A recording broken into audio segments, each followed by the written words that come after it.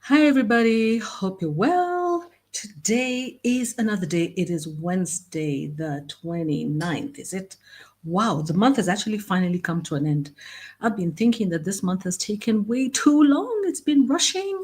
Today, we have a very interesting subject. We're talking about, are we saying that Donald Trump is like cutting aid to Africa? I'm based in Nairobi, Kenya. My name is African Queen Mo, and I'm here with another show. We're waiting for our wonderful colleague Susan, who I saw on Learn a little bit earlier. Apologies for the 5 minute delay. I hope that it's going to be streaming on both. Yes, it's streaming on both Facebook and also on YouTube. Yeah. For those of you who are going to join us from Twitter and maybe during the, not the live show, during the recorded show, we want to wish you a happy viewing and also request you to kindly include your comments in the section. So today I'm going to be speaking a little bit softer. I'm in a different background here because, as you know, I work as a carer at home in Nairobi, Kenya. I look after my aging mum. And sometimes I have to be in the home and sometimes I have to be, in a different part of the house. Just depends on the time. So apologies for keeping on changing my background all the time. So, how are you doing? For those of you who are living in the USA, Africans in the USA, some of you in the diaspora, some of you who do not have your papers yet, some of you who are in the process of lodging your papers, how are you doing? Are you worried? Are you concerned? Huh?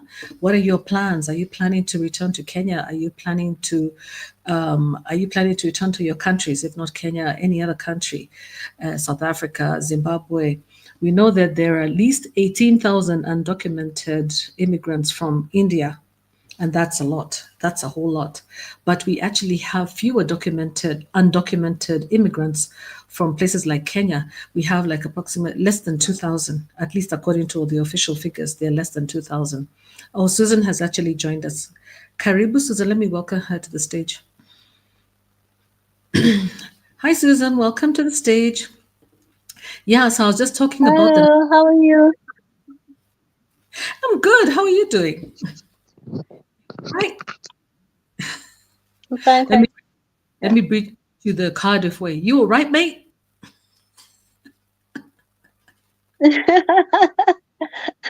What did we used to say? I'm trying to remember our language. What we used to say.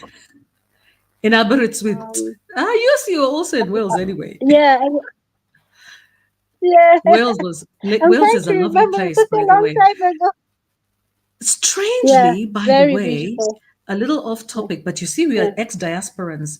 We're ex-diasporans who moved back to Kenya long, long ago. When did you come back yourself? Which years did you come back?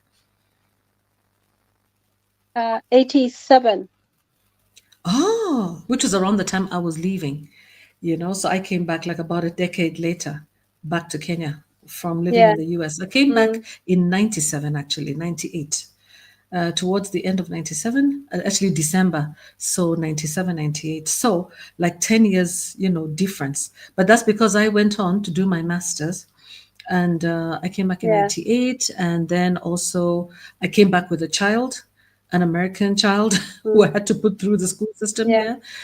So I am one of those Mm, diasporans who have had to, try and figure, and came back as a single mom too. And so I mm, know what it means to have to make that decision to move out of those countries which have so many opportunities and to come to this place where all your opportunities were only in a newspaper on one page if you're lucky. And the rest of the time you're looking through sifting through directory and calling numbers, yeah, manually. Calling numbers manually yeah. because in those days it wasn't about who you know, it was about your own effort. You had to put your own effort in and try to go and look for work yourself, which was a skill. It was also a life skill that was taught and encouraged. So very few Yeah. people really were being linked by people that they knew who were working in the country, you know Yeah. because Yeah. yeah, like your parents definitely would have maybe had the connections but didn't decide to use them. Yeah.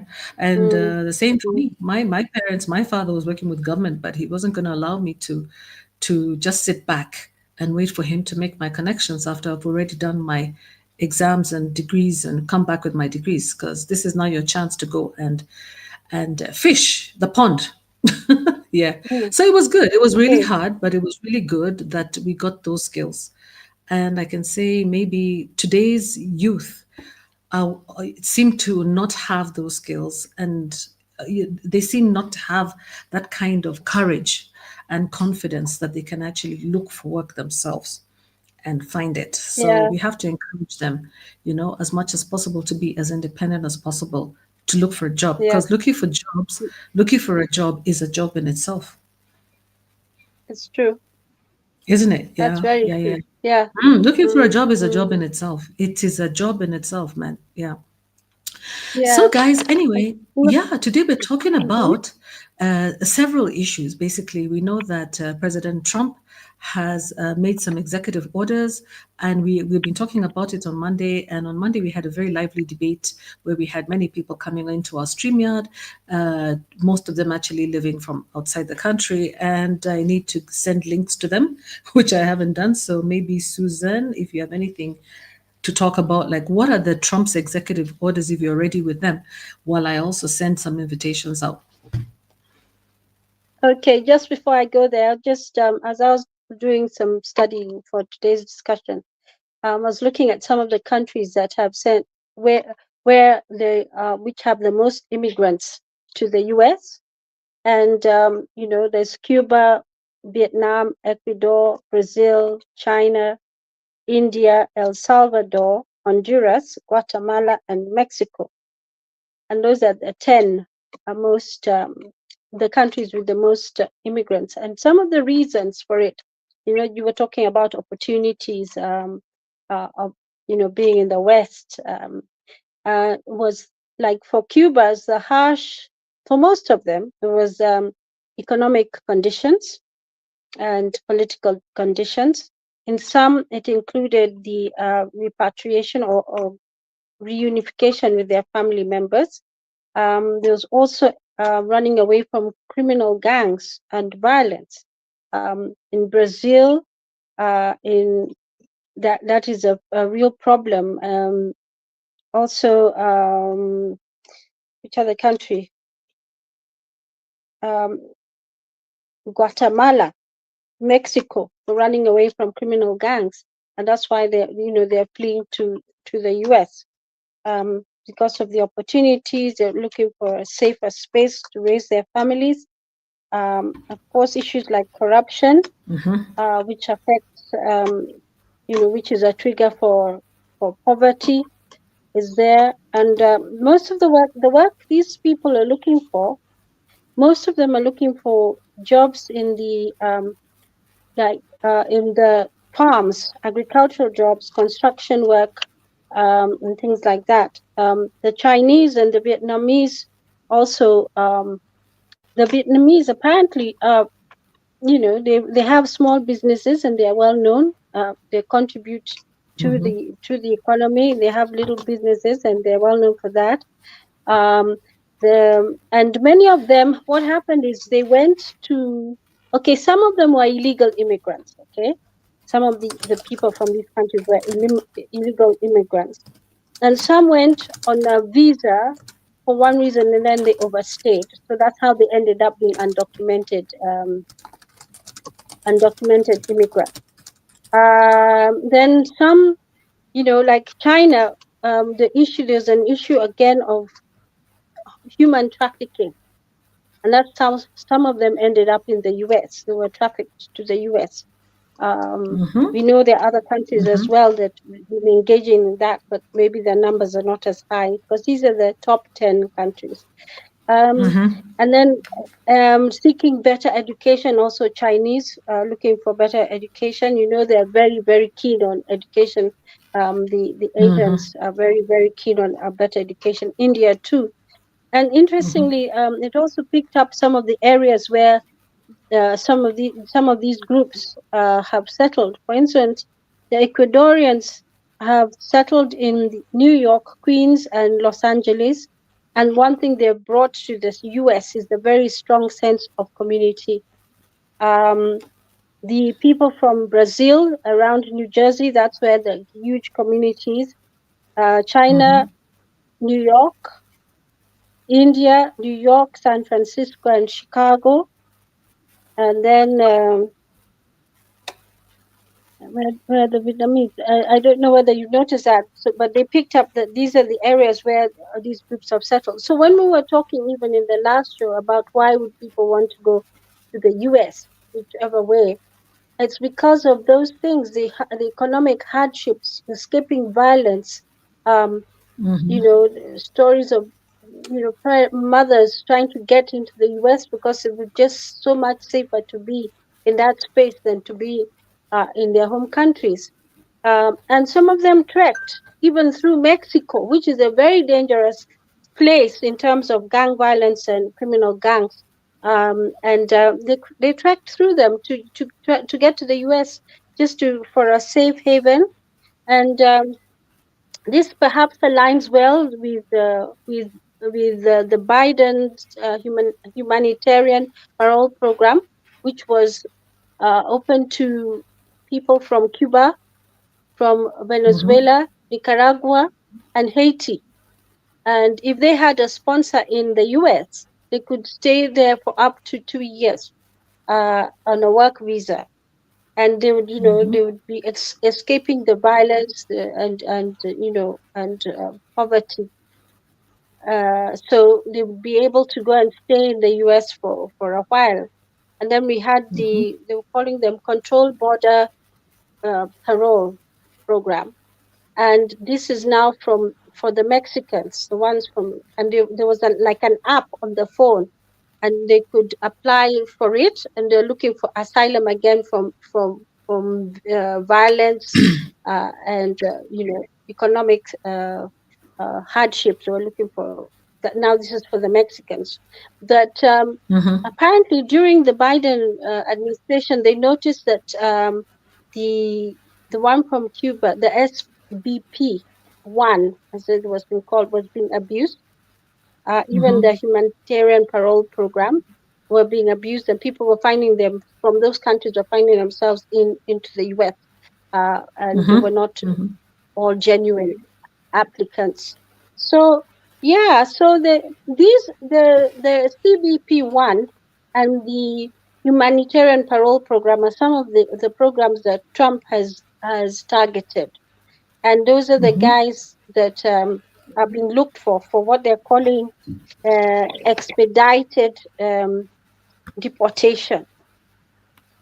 And an expedited deportation is, they will not go. The immigration officer can detain and deport themselves. There's no, they will not go through a court process.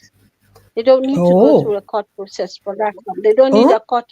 Yeah, the immigration officer can give the order, and these are people who have so the defense for that, I was just looking at how would people protect themselves if they were to say, for instance, if they're under the humanitarian parole program, to say they've actually been in the U.S. for more than 2 years, so they fall outside now. That they can prove it by having some sort of documents to show that maybe they've leased a house for a longer period of time and stuff like that. That it's quite. So, but for the Yes, that others, they of have course, been they in need the a US court. for at least more than, they're looking for people who have been in the US for less than 2 years first, isn't it? That's one of the criteria. And that, Yeah, and then yeah, yeah, and then any offense. Now, the Trump true. administration has included it to cover any offense, and they're calling them criminal people who have criminal records, and they could be Wow. even things like traffic offenses, shoplifting. They've lowered the bar, and in previous administrations, it was like toward the higher the crimes of aggression, the violent crimes and stuff like that. So now they've lowered the bar, and even to include shoplifting, and then they're doing something called Wow. collateral. There's collateral arrests also, because if they go into a house to arrest this primary person and he's staying with somebody else who's also an illegal uh, immigrant, or an undocumented immigrant, they'll arrest that person too. They'll detain that person. as well. So yeah, so it's very wide reaching, and it's covering all 50 states. And Apparently, so they're all the 50. Ida corrected us. They're actually yeah, 53. she said 53. Yeah, 53 states. yeah, Yeah, she said yeah. 53 states, all Yeah. 53 states.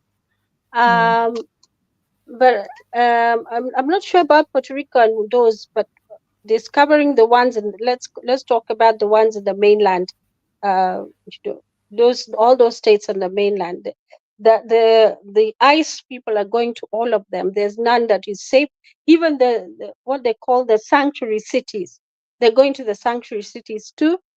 And the Trump order has opened up in the sanctuary cities the possibility of the ICE people going to the schools and even churches and hospitals, which are areas which are safe havens for people to go. So they're going there. And then I saw that which country, which is it Oklahoma? Yes, Oklahoma.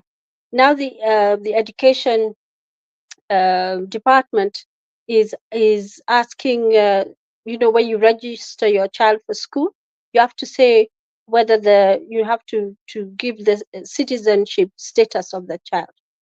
And then there were questions, of course, and there was a protest because the parents were very nervous about that, particularly when you think about the birthright citizenship executive order that was made by Trump, which was saying that children born after there was a 30-day period, from the time of the order. He gave the executive order was say made on the 20th of January.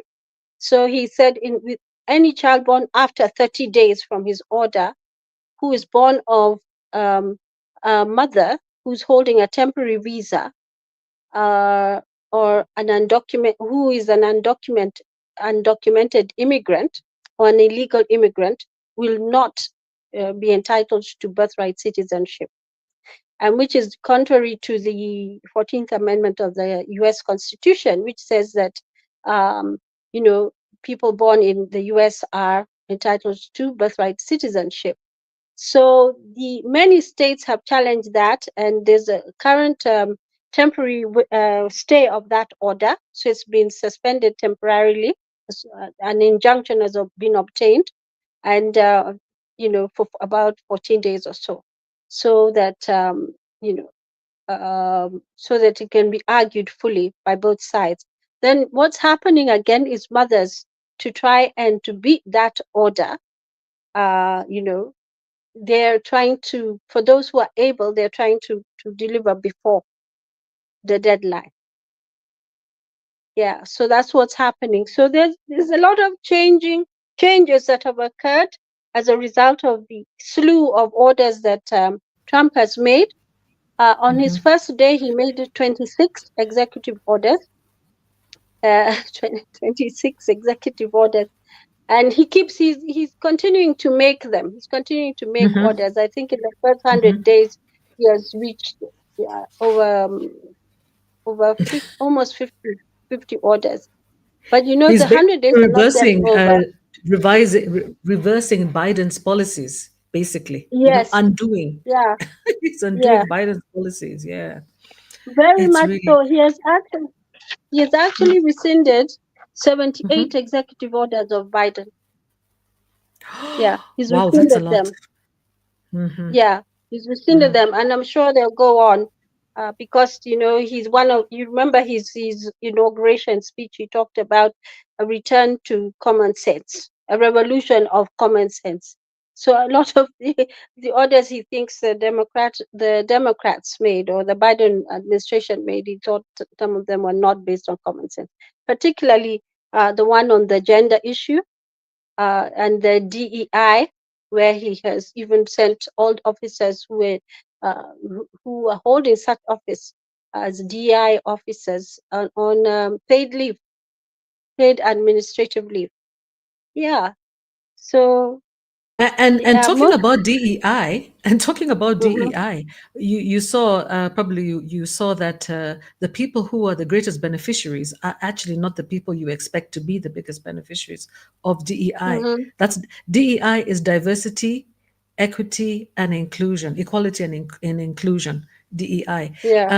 It is Mm, kind of like affirmative action that targets people of different marginalized groups, what they would call marginalized groups, and these include LGBTQ. They also talk about veterans. They talk about people based on their color, their race, women, even white men and white women, black men and black women, Hispanics.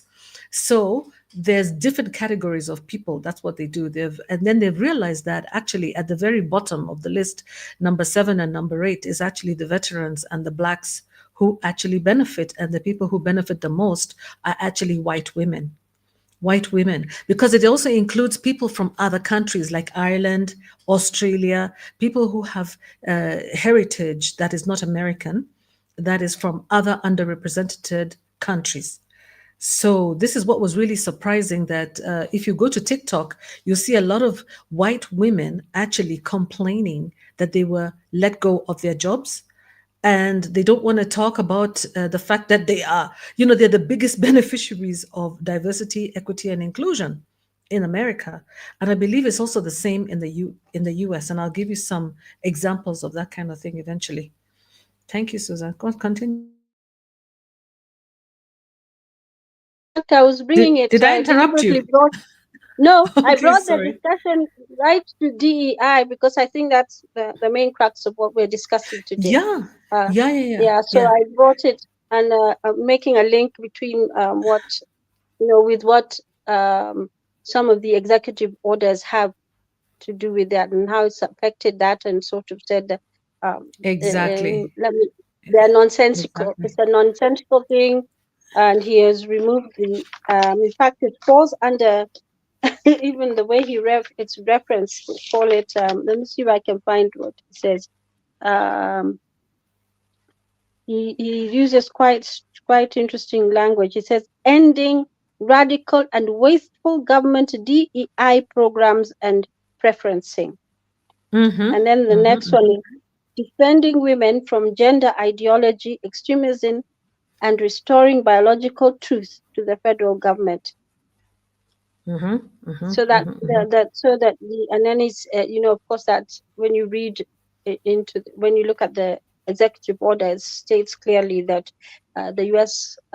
Federal government only recognizes two sexes, two genders, mm-hmm, and that's mm-hmm, male and female. And you're saying that it is not about gender identity; it's about biological sex.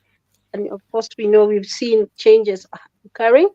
The mm-hmm, males in the women's prisons, the males who are identifying as women in women's prisons, and the reports, of course, some of them are actually rapists and violent criminals. They've been, because of this transgender, because of this policy that was there during Biden's time, they were incarcerated with women, with biological women. So these are mm-hmm. biological men who are rapists and violent criminals who were Just crazy. incarcerated with biological women. So now, Mm-hmm, under the Trump administration, they've been sent back to the male prisons because now mm-hmm, it's just about your biological sex. And of course, there's also the passport issue. I think during Biden's administration, they had added like there's male, female. In the passport, when you apply, you're supposed to say which mm-hmm, gender you are, male or female. mm-hmm, And then there was mm-hmm, a third one where you could tick and say, and that of course includes all those other identifying gender identities. But Trump has said no, and that has been removed now from the mm-hmm, passports which are going to be delivered, issued after the Trump administration entry, and there's only male or female. mm-hmm. So all those people who have been identifying the trans men and women or whatever, they have to identify as by their biological sex. And Yes. the word sex is what they're using. Yeah, it's quite Mm-hmm, there's quite a lot of literature, not literature, is written, they've sort of given the reasoning as to why this change is desirable. Um, mm-hmm, mm-hmm. Yeah. yeah, and then Yeah, carry on. Okay, okay. Yeah, and that's basically it. And that's basically it. You know, that's for example, there was an article in the Daily Mail talking about the pressure on Costco over diversity, equity, and inclusion policies. You know, and the issue is that the attorney generals in 19 states demanded that Costco ditch its DEI policies and give staff jobs on merit. Okay, and they felt that there were some practices that Costco, I believe, is Costco. I think is actually in, you know, there's two Costco's. One of them is a big supermarket, and the other one is actually a coffee place.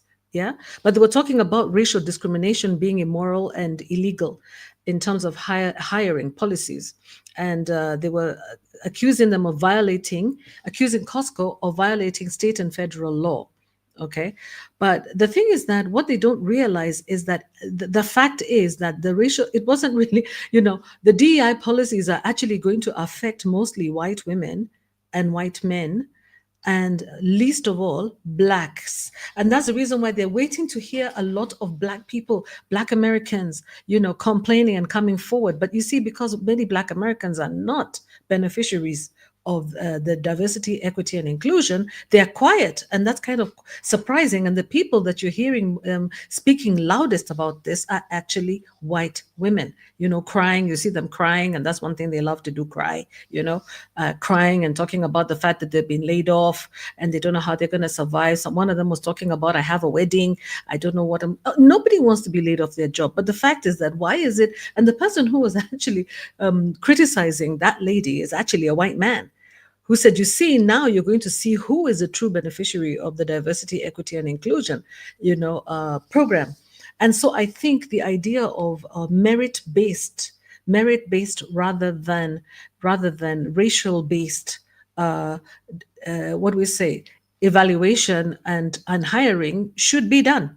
It should be done. It will actually level the playing field and allow people to take take honor, to feel like they're at their jobs and to be respected by their colleagues, not to be seen as a token, as somebody who's a token. Yeah, You've come in as a black person, so you've actually you didn't really earn your position. Even if you're probably the more educated one and the one who's most experienced, you still be viewed as somebody who came in based on quota systems and not based on merit. And that becomes very difficult for you to integrate and feel comfortable at the workplace and even be respected at the same level as your colleagues. And this is the biggest problem that we have also, like um, workers who are, the workers, even in the UK, by the way. And I want to share something with you here to show you what is happening in the UK as well, because it's not just this is not just happening in the US. Also in the UK, we also have problems with the DEI issues. So let me share my screen here. You see, blacks and Asian workers in the UK say that they are being held back at work by bias. And what is the bias? The bias is hairstyles and not drinking are among the reasons, but that most minority ethnic respondents believe that they are being treated in a prejudiced way. Okay, and this article is about 2 years old, and it was talking about the fact that large majorities of blacks and Asian workers believe that they have been overlooked for employment opportunities, including promotions, because of their identity. And according to the research, they were citing things like hairstyles and not drinking with their bosses. And they're talking about these findings being worrying because it's 71% of employees from black backgrounds. That's a vast majority. That is more than 2/3, of black workers in the UK reported feeling overlooked for opportunities owing to their identity. 66% of Asians, that are actually, those are more than 50%. That's about 2/3 of the Asian community. And then we have 65% of LGBTQ community, and they're talking about the fact that these findings were by a study. It was from a study by the Chartered Management Institute, and it suggested that UK employers may be paying lip service to public promises to promote equality and diversity, rendering the workplace inclusivity an illusion. 2 years after the Black Lives Matter protests. So it's true, actually. Workplace inclusivity is a complete illusion. Let me tell you guys a story here, since I like to give you some stories. Let me stop sharing my screen. Here is a story of mine. Birmingham. I worked for this organization called Birmingham Commonwealth Games. I was happy with my tongue tonight, in the UK. And that was one of, I can say, a really eye opening experience for me. It had its positives and it also had its negatives. We were actually preparing for the games, okay, which were in 2022.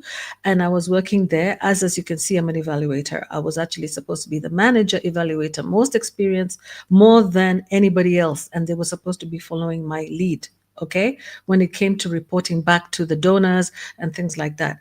And without going too deeply into my role, all I can tell you is that within, I believe, the first month, you see, we're supposed to be on probation for 3 months.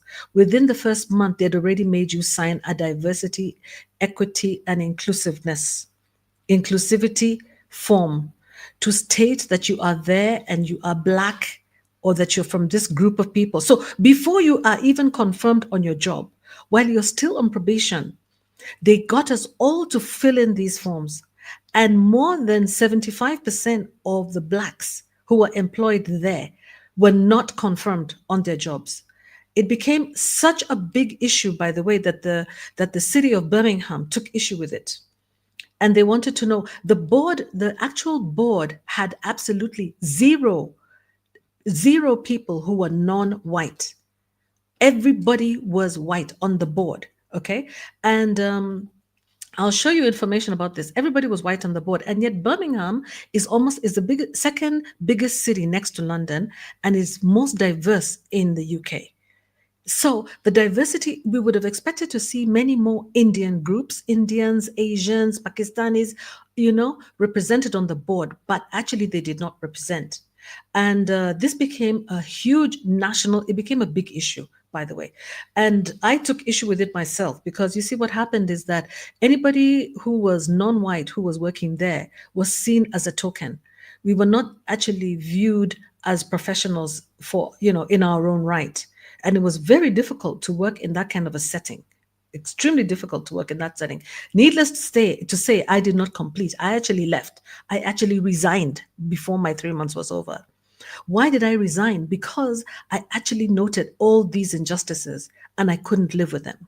Because I was watching my fellow people, marginalized community, people coming in and bidding for tenders and not being given the tenders. Again, the money was not going to the community. It was going to people who were actually hired from outside. This information is actually well documented, and it's in the space, it's in the public space. So it's nothing new that I'm telling you here. And it's not, I wouldn't say that it would be like illegal or anything like that for me to talk about this, but it was a big issue. Yeah. I'll show you. Let me show you. Let me share my screen, then you can see this. Yeah. Sorry, my screen is full of so much. So you see, here we are. Birmingham 2022 official under fire after suggesting city lacks large ethnic minority creative organizations. And you can see the gentleman right over there. I remember him. He was one of our bosses, and he was in charge of actually the creativity group, the people who are actually doing the dancing and the opening and closing of the shows and things like that. Best thing is that I met so many people, and that was really a really good experience for me. So the people who worked there were fabulous, but the problem is the culture of the organization was completely wrong. So the game's official came under fire from community leaders after suggesting Birmingham does not have enough large ethnically led creative organizations to help facilitate reaching out to more diverse communities. Okay, they named the gentleman. He was a chief creative officer for the games and organizing committee, and he was responding to a question about whether recent concerns from members of the city South Asian community about a lack of engagement in inner city areas had merit. You see, and this was the problem that actually it was during an interview with the BBC, and he said that in truth, we don't have enough large ethnically led creative organizations in the city. And that is one of the things he said the festival was seeking to do, is to address that. But that was not the role of the festival. And this gentleman, this Asian man here, renounced his he was you know he confronted him about that. His name is Aftab Rahman. He's a director of Legacy WM. It's a very big NGO which is based in Birmingham in the UK. And he described the gentleman's comments as shameful. Yeah, he was a director, and he said the explanation was absolutely 100% shameful. And he wondered how the big organizations that he had funded, are compared to some of the ones that they knew. In other words, this Birmingham Commonwealth Games example, they were funding organizations from outside of Birmingham instead of benefiting this community, because the community in Birmingham is largely Pakistani and Asian. Okay. On a number of occasions, this other lady here talked about the fact, this other Jatinda Singh talked about, on a number of occasions, we've asked for the mascot to come out just for that engagement with children, so they can understand what is about to happen in Birmingham, so they can feel a part of it. But the response that we got is that we haven't got the resources available. And yet these are people who raise 1.2 billion pounds was raised by the Birmingham Commonwealth Games for the city of Birmingham, and 70 million pounds remained within Birmingham for use, unused, unutilized. That 70 million pounds would have been used actually to attract and to fund uh, more ethnically diverse communities, so that they can also participate in the Commonwealth Games, especially considering. So that's one example. And I tell you, this is one of millions of examples all over the world where communities of color, communities from different parts of the world, who are represented, are excluded from large events such as Commonwealth Games. And by the way, targeting the Commonwealth. So I had an issue. That's my first time to experience this kind of level of, should I say, discrimination of a group of people in the UK. And I told you that I'm also a UK citizen, so I'm actually criticizing my own country. So it's okay. It's fine. Yeah. And Fia is saying also the accommodation they built had been left empty when they have a housing crisis. Think about that. They were supposed to build so many houses. That's one of the legacies that they were supposed to do. You're right, Fia, that the accommodation that they built has been left empty when they had a housing crisis. Why was it left empty? You build accommodation and it's left empty. Why? Why is it left empty? And yet, there's a big crunch in accommodation in Birmingham. Because as much as Birmingham is almost as large or as big as London, it's actually one of the poorer, more marginalized parts of the UK. It's in the Midlands. Susan, I see you nodding your head. You know much about that. So, I fully agree that DEI is really not helpful at all. It hasn't helped us. It's not something that we see as having helped Black people, or people who are marginalized group. Yeah, So, yeah, Susan, you yeah, want to say something? yeah. I wanted to talk about the case in 2023. I think in Mm-hmm. of Harvard University, where the Asian parents took the matter to court because they insisted on this DEI, you know, and so we know that the Asian community are very serious about the education, and they would, they would, because of this quota system, a lot of outstanding students were left out of, were not eligible to go to university there, and the parents were up in arms, and they took the matter to court, and the court said, and made a finding in favor of the Asian parents. I'm not sure whether they were from China or where, but they're Chinese Americans, or Chinese, but they were Asians. So it doesn't, like you said, it's something that needs a little bit more thought, because um, these students had worked really hard. They'd got the scoring, they'd got the outstanding marks, and were eligible to go to that university, to Harvard, but they were cut out because of the quota system. So the parents would have nothing to do with it, and they took the matter to court, and they won the case. So Wow, and that's again, amazing. Yeah, yeah, in and America. my again, I think, like you said, it's something like affirmative action or whatever. Um,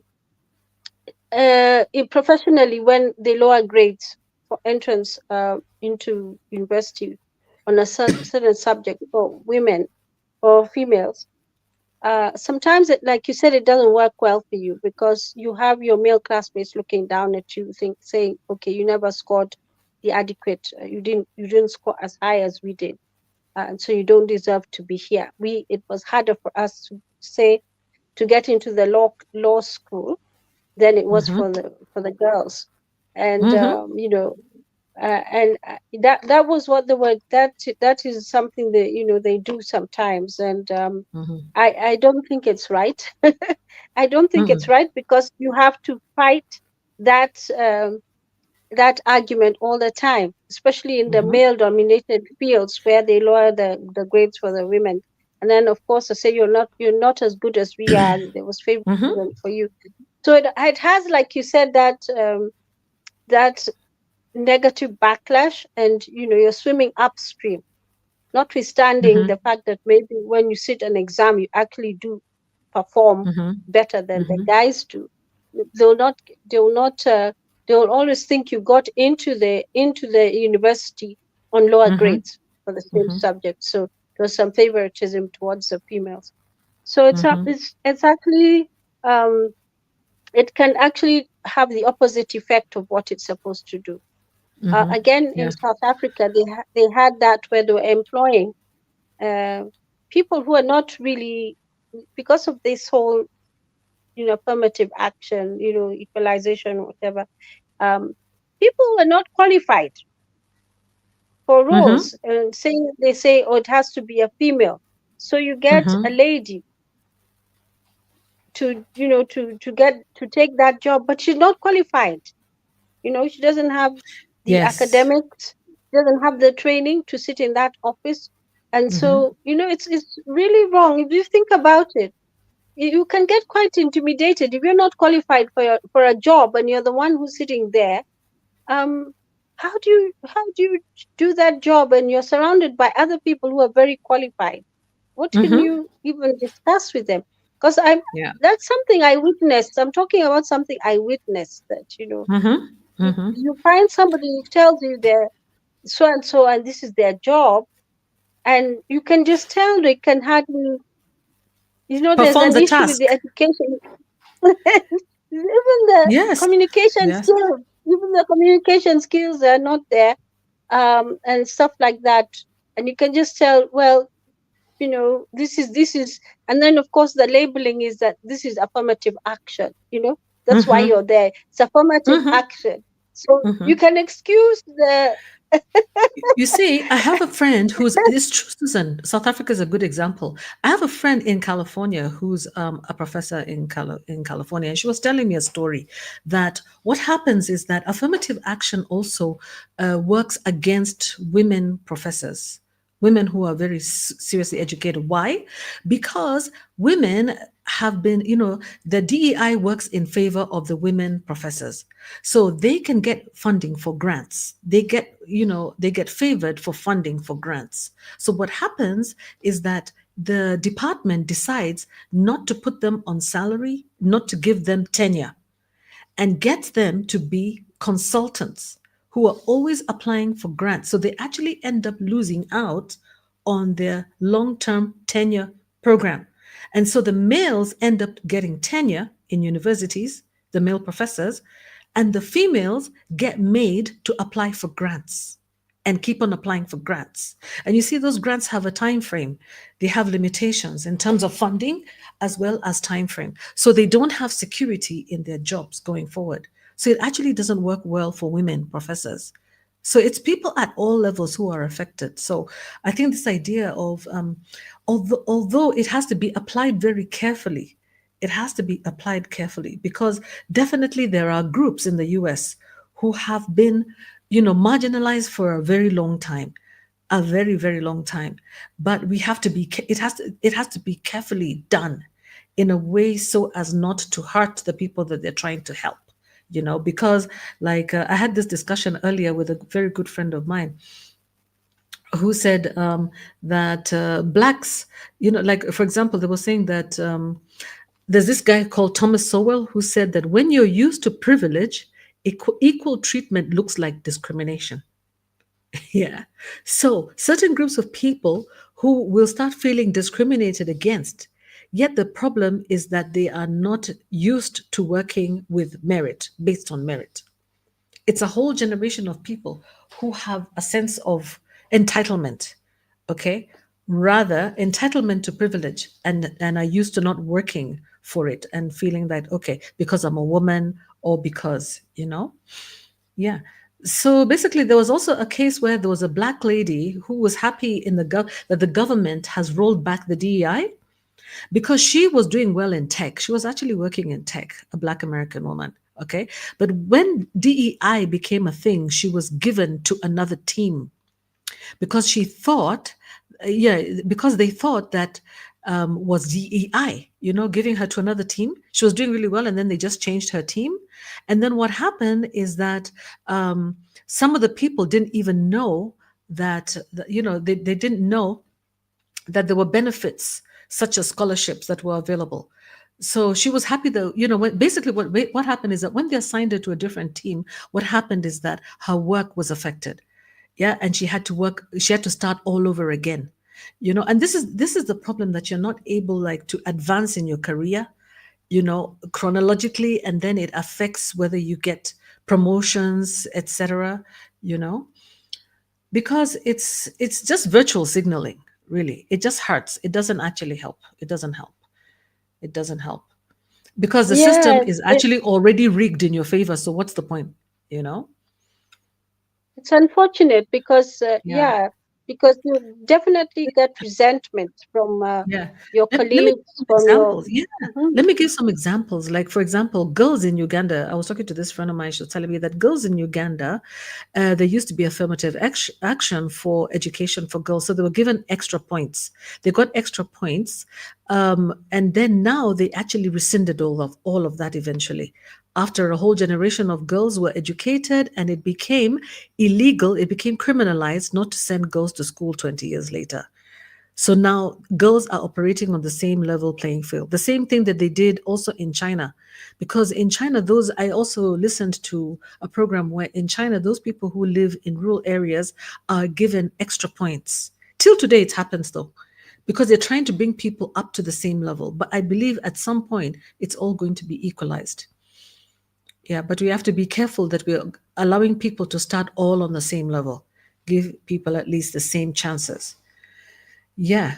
So But it should DEI be. can be good, but it's yeah, the way it has been implemented and its impact so far, it's been misused. Literally, it's been misused.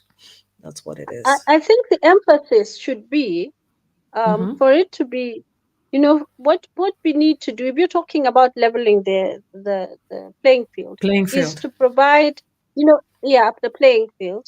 If it's education, make sure that everybody has access to the same sort of education and everybody goes through the same system. But when you That's true. start changing the the criteria for different groups, you're immediately um, cause lowering it for some groups and making it higher for others and stuff like that. You're immediately creating a resentment, and then Mm-hmm. you're not encouraging, say, a certain group of people to work as hard as they should. So, for Mm-hmm. instance, when you look at it in the professional field, where in that case, for instance, where they were lowering the points. I mean, in Uganda, you're talking about uh, Mm-hmm. adding points. In Kenya, there was a period they were lowering the entrance points for university for girls in certain fields because they wanted more girls to apply for those fields. So they Mm-hmm. were lowering the points. So say the guys, their cutoff point is 16 points. So girls would Mm-hmm. be like 14 points, you know, or Mm-hmm. something like that. Mm-hmm. And then it causes causes a lot of tension. And then and these are in very competitive fields, where you have to keep competing. You're in class with males, females are in class with males, and you have to keep competing all the time. And Mhm. um, and then you find that if you don't handle that situation well, you end up with maybe um, the girls, because of they're fighting different things when they're in class. They're fighting the discrimination from the males, um, and stuff like that. And even when you've qualified, you've got your degree, and you're working, there's always that tendency to look down. And I remember one fellow telling me, um, "Oh, why don't you give up your case? You're going to lose. Yeah, you're going to lose Mhm. anyway. So why don't you just give it up?" And Mhm. I just looked at him because I wondered, in my view, when I looked at his case, I thought his case was weak. So we were on opposite sides. And he said that to me. And let me tell you, when we went into the courtroom to argue our case, I just started speaking, and the judge told me to stop and asked my colleague on the other side, who was male, who was very arrogant toward me. And so Oh. he asked him, do you understand this application? Do you understand the nature of the application that you're facing? He said, yes. He said, the judge, have you understood it? Okay, look at your papers, and because actually he didn't have a case, but he was trying to intimidate me because he was male and I was female. And just like that, I could see, obviously there was, his my case was much stronger than his. Actually, mine was right. His was completely off, and he could not even detect that it was off. And the judge looked at his papers and said immediately, "Do you understand? Do you understand this case?" Because he just looked at his answer and realized that the fellow did not understand the case well. So But because he was male, things he like he that. believed he understood. Privilege, male Yes, and, privilege. and he could Mm. intimidate me. I just told him, Mm. let the judge decide. I just told him, let the judge decide. So in the end, I won that Knowing case. how thorough And you are, Susan, how thorough you are, I know you. I believe he you. was, Nobody should come play around with he you, man, in a was, court. he was lectured by the judge. He was. He He was probably lectured. embarrassed him. Yeah, yeah, he was He probably lectured by did. the judge because I was told to stop, that, he didn't have a basis and he was wasting the court's time and stuff Yeah. like that. But, Mhm. I just told him. So when we're talking about affirmative action and DEI, it needs to be better thought out. You have to, it's not even right for the people who are benefiting from it, because at the Yeah, end of the day, they end up being discriminated against, and then you're fighting all type of battles which have nothing to do with, that is true. Yeah. what you But we should also be need to, doing. we also need to, we need a reality check though, especially with the Black Americans, because they did not start on the same footing with everybody else, including Africans from the continent, because they did not go to America willingly. Yeah. And when they were let go, like 155 years ago, they were not let go with the same facilities as everybody else. So they were let go without land, they were let go without housing, they were let go without jobs. So they were like let go. I listened to a Martin Luther King speech where he said it was freedom to go and die.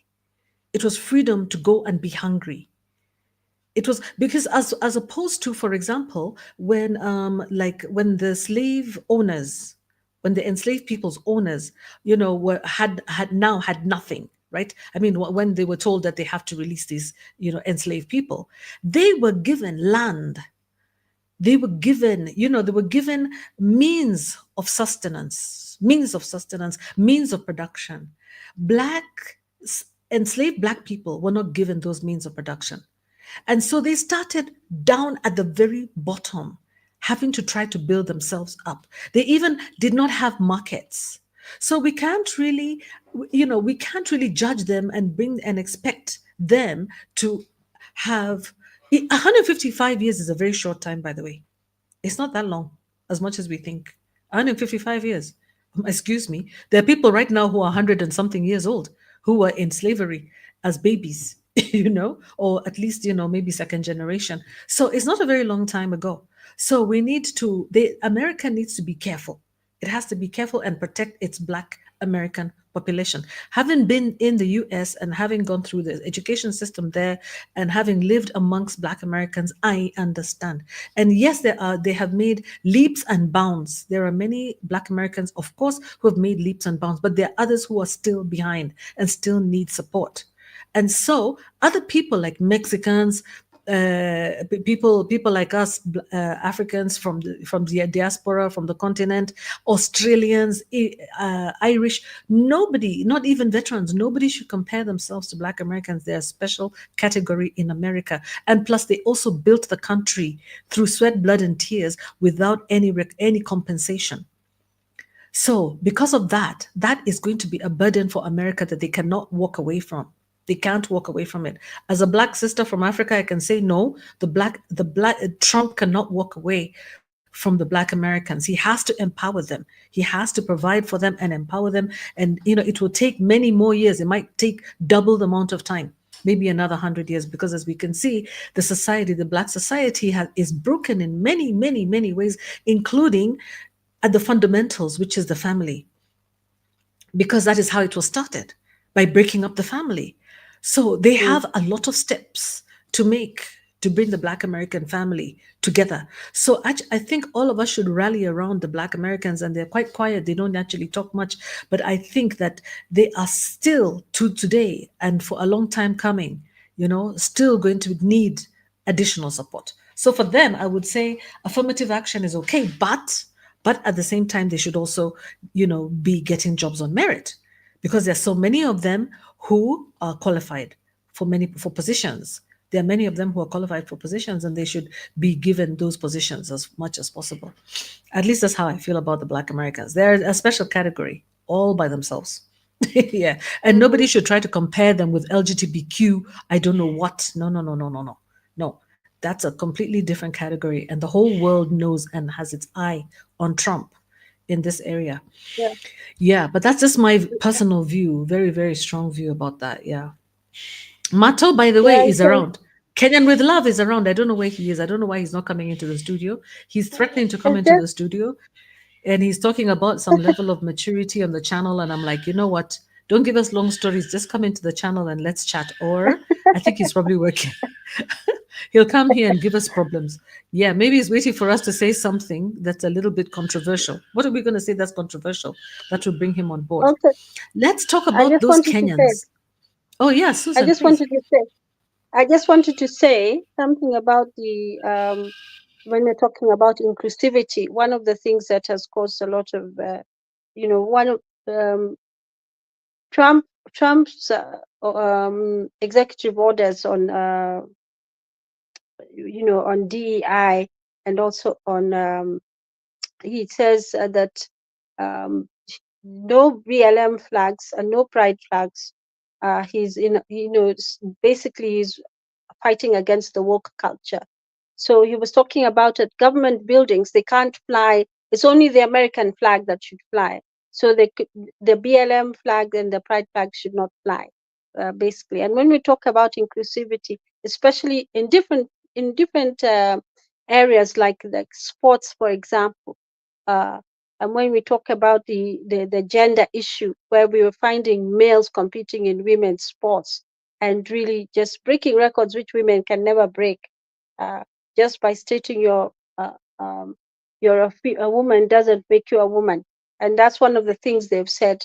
I think this particular issue, I think a lot of people felt very strongly about it, because even he's even prohibited the use of the funding for transgender surgery for anybody who's below the age of 19, because I think it was also understood that this is not a well-researched area, and is not, it's not right for somebody who's not an adult to make such decisions about their life.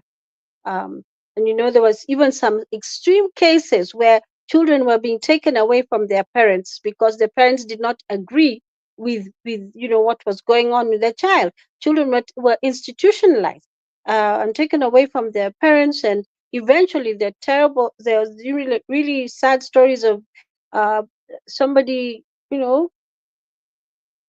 unaliving themselves as a result of all the issues, you know, and this, not addressing the mental health issues that may be attaching to some of these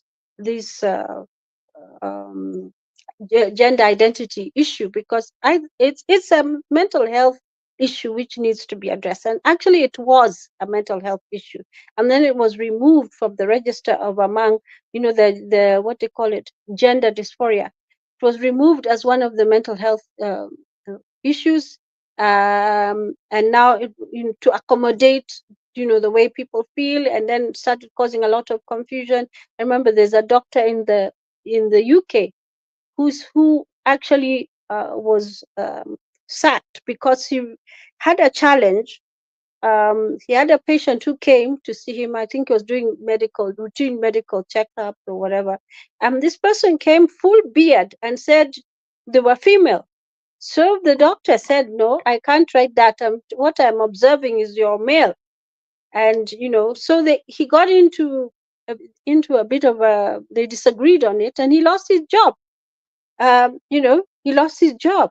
And then we see of course, we've seen Riley Gaines very vocal, and others very vocal. They've even appeared before. I'm not sure which house of in the political levels of the US, and they really talked strongly about keeping women as women's sports. And actually, the biology also supports that the fact that males and females are actually, they never cross. The differences between males and females are so many. They don't cross. Even when they talk about high testosterone levels, even a woman who Mm-hmm. has high testosterone levels does not even cross with the male testosterone. They Mm-hmm. actually were, we were created so differently. Even our hip Mm-hmm. structure and everything like that, we get injured more easily in sports because of the way our bodies are. And that's why there's a special class, a category for women's sports, you know. Um, and Yeah. then when you start That getting this transgender into, thing with women's sports has really ruined women's sports. It really has, and and the discouraged a lot of and women from participating in sports. Yeah, and the it definitely bathrooms, has.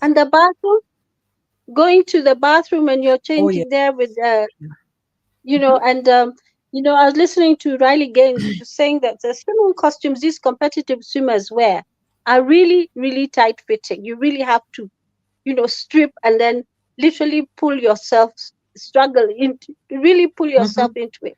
So, Mm-hmm. you know, with the male in there saying he's female, and you're there trying to pull your strip naked, and there's a male who's also, you know, in all his glory. And they're small girls, because swimming has age groups.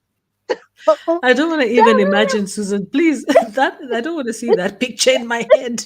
Please spare me. no, no, I'm I'm just Oh saying God, this this is to say that hilarious. I'm just giving this picture so that we can feel It's a how very bad one. women's spaces were no longer women's spaces. Mm-hmm. Women didn't feel safe in a space where they should feel safe. you know, Mm-hmm. and things like that. So, these are some of the policies that he was trying to reverse, was talking about nonsense. Yeah. Revolution of common sense. This is part of one of the executive orders that he made. And I think there's a lot of support for that, because, you're even terrified that your little girl is in the changing room with this male, Oh you know, yeah. Actually, it's not and even in fact, funny because it's not even funny no, because actually little girls have even been raped. They have. yeah, And there was a story of some little children who are actually there's a word for that they use, that they were raped by a male in the changing room. Little babies, little tiny children, two little girls. Yeah, there's a story about that.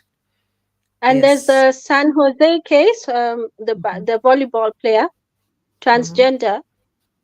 the policy of the school, they did not disclose to the other teammates that this was a transgender Uh-huh. woman. Uh-huh. Yeah. And the one of the lady who found out was so shocked. What they noticed is that the hitting strength and the jumping strength was exceptional. It was different from theirs. Men, Mm-hmm. actually, the volleyball net is higher for men than it is for women. You know, and the Mm-hmm. hitting strength of this transgender person was harder. He would hit so hard and really, if it, I think there were some examples where he hit and really injured somebody just because of the force of the hit, of the way, Mm-hmm. the speed at which that ball was moving, and then the jumping height, because there's some sports that require you to jump and hit, like volleyball. So Mm-hmm. this lady used to share. She used to be put in the same room as this person, and she didn't know that this person was transgender. Nobody told her. She found out on her own. I don't know what you feel about that. She was unaware that her roommate was a transgender woman. Just And imagine. Just imagine. when she, yeah, No. and they're not No. there. Yeah, yeah.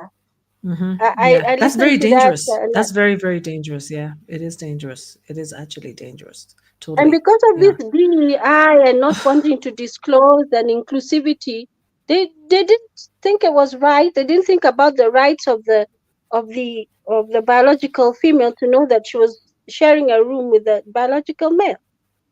Uh, Yeah. this is where you Up, see there are up. some issues. Mm-hmm. Yeah, yeah, yeah. That's true. There's so many dangers, by the way, that we have introduced here. That doesn't make any sense. Anyway, yeah. And then also Mato has a point. He's saying that the ones that they were let go from the cotton picking are dead. No slaves are still alive. Differentiate mental slavery and physical, social, economic slavery, and at times self-inflicted slavery. Don't kill me. Yes, you're dead. So what I want to say is, actually, I'm going to send Mato that video so that he can watch Martin Luther King's speech and then he can understand it from his perspective. It's not something that we can really explain in this particular show, but basically, we have to take cognizance of the fact that these people started with nothing and they did not come voluntarily like the rest of us. The rest of us have come here voluntarily, most of us, apart from the ones who have been smuggled in, like the Chinese or whoever it is. All the rest of us made a choice to travel and to leave our families. These are people who are pulled up. I don't think there's anybody else in the world, any other group in the world that has quite experienced the kind of trauma that Black Americans have experienced. And we should not make light of it because it's a major issue. It starts all the way from the walk, all the walk from the inlands of Africa to the coastal regions, to the dungeons, to getting onto boats, to getting separated from their families. Like 75% of people who actually started off from the inland, getting to the boats, actually lost their lives. Many of them died on the way, right, to the oceans. They got to the oceans. Many of them died in the sea. They were thrown into the sea. Okay? The few who arrived were completely different beings altogether. The way that they traveled, the way that they were shackled, these are stories that they get told by their grandparents and their great grandparents. Do you remember the stories that we were told about colonization and how they impacted us? Yeah, how we were told that our lands were taken away. Yeah, how we were told that our people were beaten up, how it impacted us, how it impacted some of us, and how it still impacts us, and how we're still traumatized till today. We know that we have certain groups in the country, like in Africa, in different countries, that are still landless and that were not landless 100 years ago. Yeah. Before colonization, they were not landless.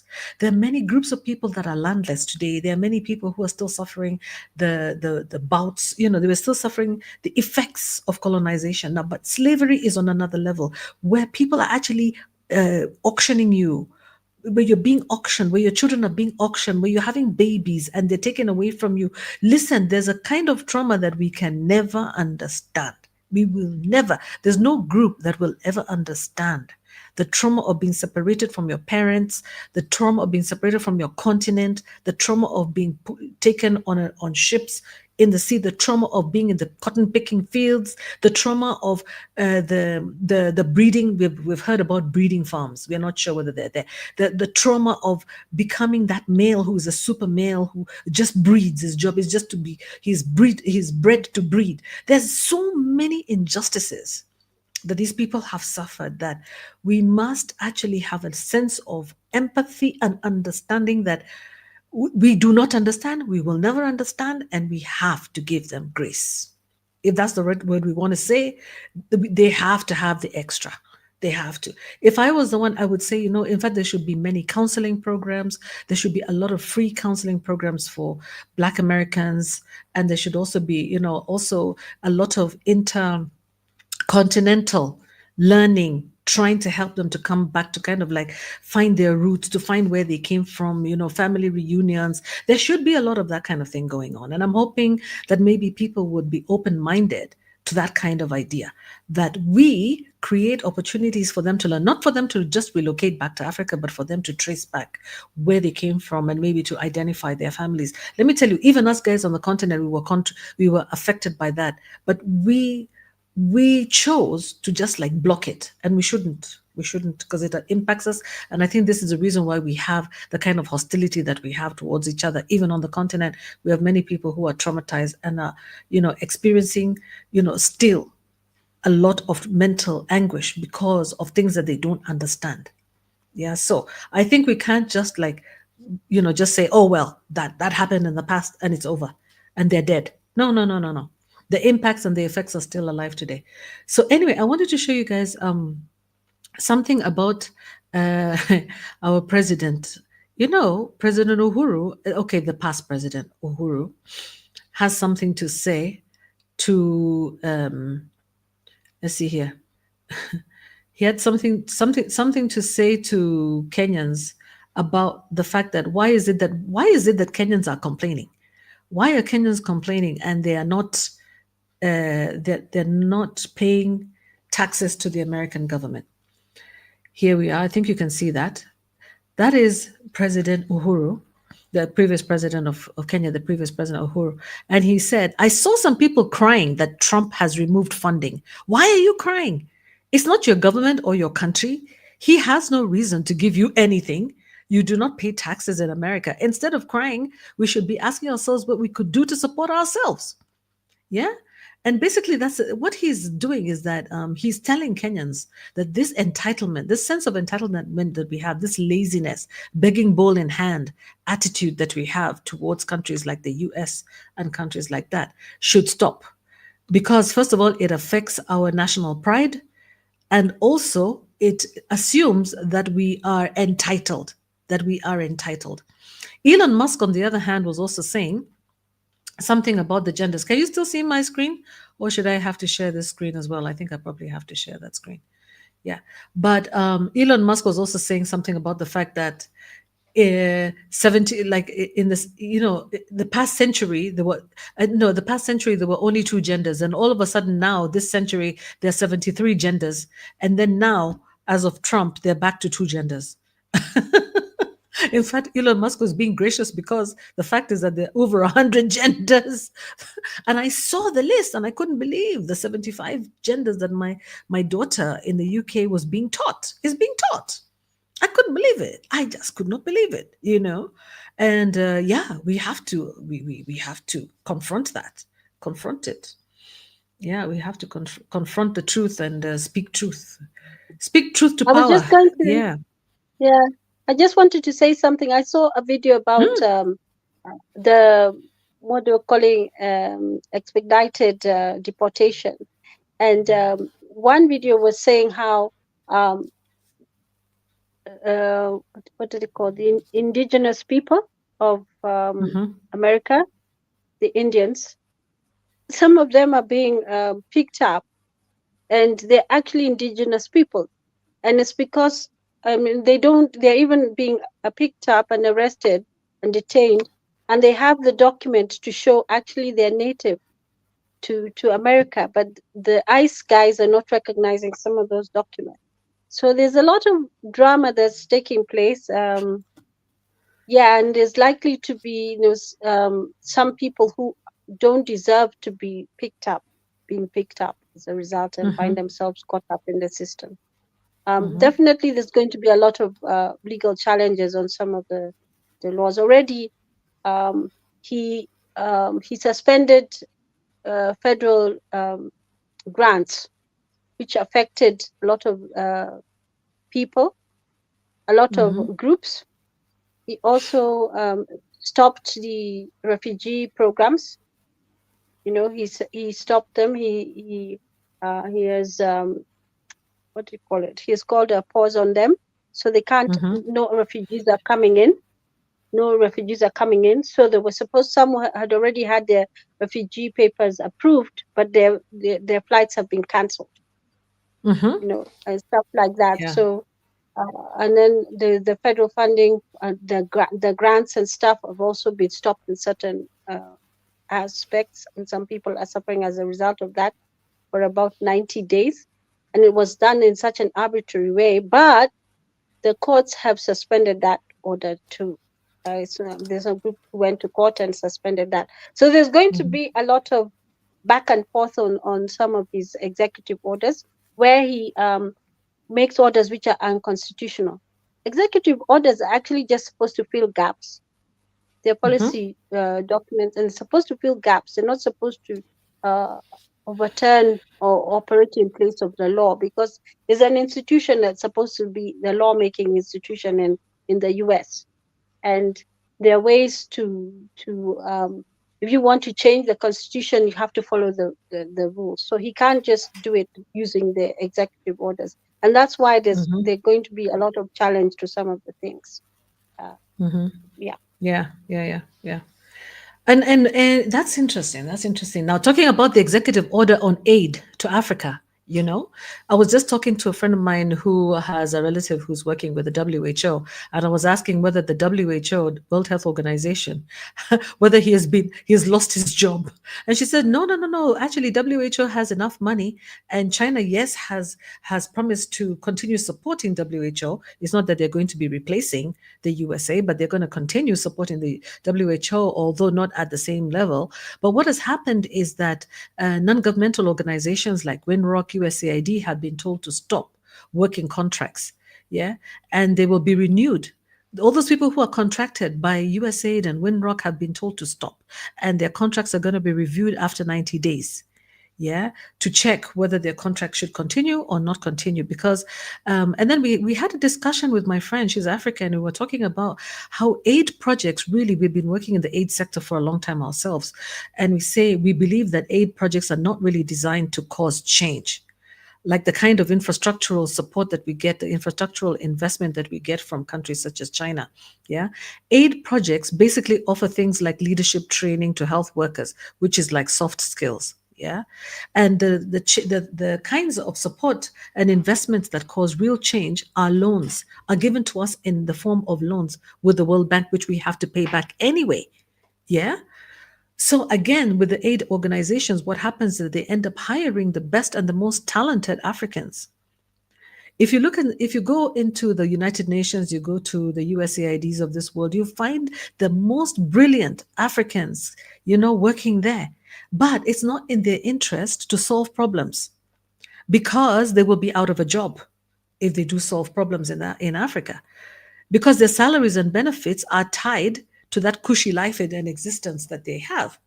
Their job is not to solve problems. They're not going to solve African problems when they're working for those international NGOs. Meanwhile, their best brains are occupied, and so they're not able to impact society, because they become like what they call paper pushers. And then, if you even see, for those of us like who are living in Kenya, we know specific individuals who are well-known media personalities, government critics. What happens to them? They get plum jobs, like they become board members of some of these organizations. What do they call them?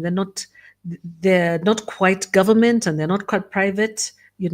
They're kind of semi-private sector organizations, and also government organizations, and they're given jobs to go and be on the board, and they're given a lot of money to quiet them down. So in Kenya we have a specific person there, and also in Uganda we also have people there. They're given the job of heading like a UN agency. You'll never hear from them again. Others, like we know, our Raila Odinga is being, fronted for a AU, Africa Union chairmanship job, and that will just shut him up. So actually, the aid and the whole thing, the whole concept and the whole issue of aid needs to be reviewed because it's actually not there to help us grow as countries. It really doesn't. It's another one like DEI. It doesn't help us. If you're going to be occupying the best brains in the country and giving them a job, a plum job to do paper pushing in big offices, give them a 4x4 car, a comfortable home full of servants. When are they ever going to contribute to nation building, true nation building? They won't, because they'll be out of a job. Okay, let me invite Kenyan with love. Welcome, Kenyan with love. Karibu.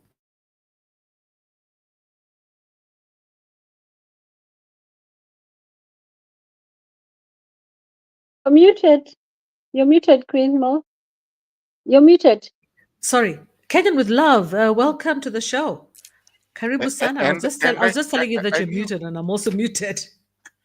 I knew you guys will chokoza me when I started chokozing you on the on the comment section. You know how to pull me, to bring me in. You have to come in. Yes. So tell us your views now. And hello, how are you? I'm How is okay. it doing? Oh, you're still over there. You're not here yet, eh? No, the people are asking me how I mean, when is the time I'm gonna?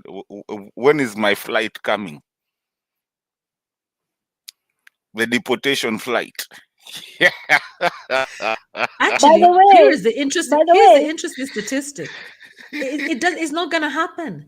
Most people are gonna probably be yeah. held by ICE, but they won't be deported. They won't. No, as we speak, actually, I was looking at the list of the people that have already. It's not a joke, actually. Data speaks by itself. I think as of yesterday, I was looking. It was like I think 1,002. I don't have it right in front of me, but I can find it for you. It was like 1,200 and something. That's just Kenyans. I can give you the whole list I have it. of. I have it. I can show it if you want. You want me to show it Sure, as you speak? Okay, sure. let me do that. All right. So You know, as did you see that case of this lady who was deported? A Kenyan lady, and she was deported. mhm, Uh, she delayed. She overstayed her tourist visa, mhm, and then they asked her to. So that she was deported for overstaying, right? And then they checked her phone, and they mhm. found that she worked. So she was deported and told by the immigration, you can't come back. Uh, even though you had a 5-year visa, you can't go back to the U.S. in 5 years. So they consulted an American immigration lawyer who said, actually, because you did not tell the truth, you were found. When they checked her phone, they found she worked in the U.S. and she had gone Mhm. there on a tourist visa. So she was told, you are actually banned for life. If you apply to go back to the US even after 5 years, they won't allow you to go because you broke the law. You went on a tourist visa and then you went to work. And then she had the evidence on her phone that she was working. So people were being told, I saw one video saying people are being warned about what they have on their phones. They're shopping themselves by taking videos of some activities they're doing. Yeah. Yeah, and thank you, Queen Mo. I had another list, but actually that's the right number. Look at that number. 1,200 and 220 282. It's true. Guys are getting deported. Now, the funny thing is that there's even a case in Chicago where this thing that people were thinking it was a joke, that if you know somebody who's not legally here, guys are actually giving each other out. There's a lady that has given out 4 people already. So imagine that's what? That's $3,000 that she's been given just to give out those, those people. And this time they're not playing with you, they're not taking you to the court of law, which I believe they should be taking you to the court of law. But the thing is that I don't know how they are doing it this time. But if you're really illegal, or you know someone, not really, Kenyans are never illegal because they have to fly in. They don't jump across the border. The thing is that they just overstay. What is Yeah. like like you were saying, yeah, they overstay either their student visa or their visiting visa or something of the sort. They never, there's no illegal Kenya that is, yeah, it's just an overstay. Most of these African countries, they don't. So when you look at this and what is happening, in a funny thing, and in a very controversial kind of way, that's even though mumeniita nikaingia, I kind of support this guy, Trump. Kinda? Is I, that I an understatement? You really have changed, though. You weren't this person last year before him. no, I support him in an essence. That's why I said kinda. A lot of people support him. A lot of people. Yeah, because the reason I want to support him, and even if I become a casualty myself, somebody who was a kid out here, and a family here, the mother of my daughter, me and my daughter, and a lot of people that I know around here, and even maybe one or two cousins. What I'm trying to say is that the reason I support him is because I have been a proponent of saying that Africa has called itself a third world country for so long. Yet we have all the minerals, including the phones. I mean, Tanzania that they use on the phone and everything. That if we shut down Africa, these smartphones, these technology that they think they have, they will not have them. So why am I saying that I support him? I support him because he needs to get some people. I'm not gonna call myself personally, but I'm saying he needs to recall these engineers that are here building their roads and building the mobile phones, all these people, smart people. He needs to take them back home. But again, now at that point, people need to be very selfish with their resources as Africa. I don't know if that makes sense for both of you. Yes, everybody needs to be taken back to their home and go promote their own country, This is but exactly also what's be very happening in Burkina selfish. Faso. Yeah, Huh? that's what's happening with Traore. And in Burkina Faso, they're not allowing, they're even going back for their gold, by the way. Yeah, They're going to reclaim it. I saw that there's some yeah. countries that are going back So for we their need to resources. bring our what Tom Mboya started with JFK of sending people out there in the the so-called first world countries, and bring that you know whatever you learned out there, bring that expertise back to our country. The problem is that we are having a lot of people who are very, I mean, they're experts. They've done so many big things out there, but then they end up dying out there. And if I say out there, I'm talking about like the US. If you go to the cemeteries, how many Kenyans are laying there? Some engineers, some doctors, some whatever. So what if you just bring these people back? We, we play around with Trump the way he's doing. Yes, let people come. And then after that, we become very selfish with our resources, our minerals. So that now we teach them that you cannot live without Africa, but now we can do ourselves, and we are no longer going to be called third world countries or developing countries. We can actually develop ourselves. And if you guys need anything, even if you need coffee, please buy it after we've processed it. Not we sell you the berries and then you go process it and then bring it back to us at an expensive rate of, I don't know, whatever shop you wanna call it, you know, Mm-hmm. call it, giving it a brand. We are going to give the brand ourselves. You come and buy Mm-hmm. it when it's processed. That actually will increase the market value of our African country. We cannot have be processing gold, and I mean digging gold, and then we send it to them, and then they go process it to be pure. Then come back and tell us that that's the gold value of $1. You know.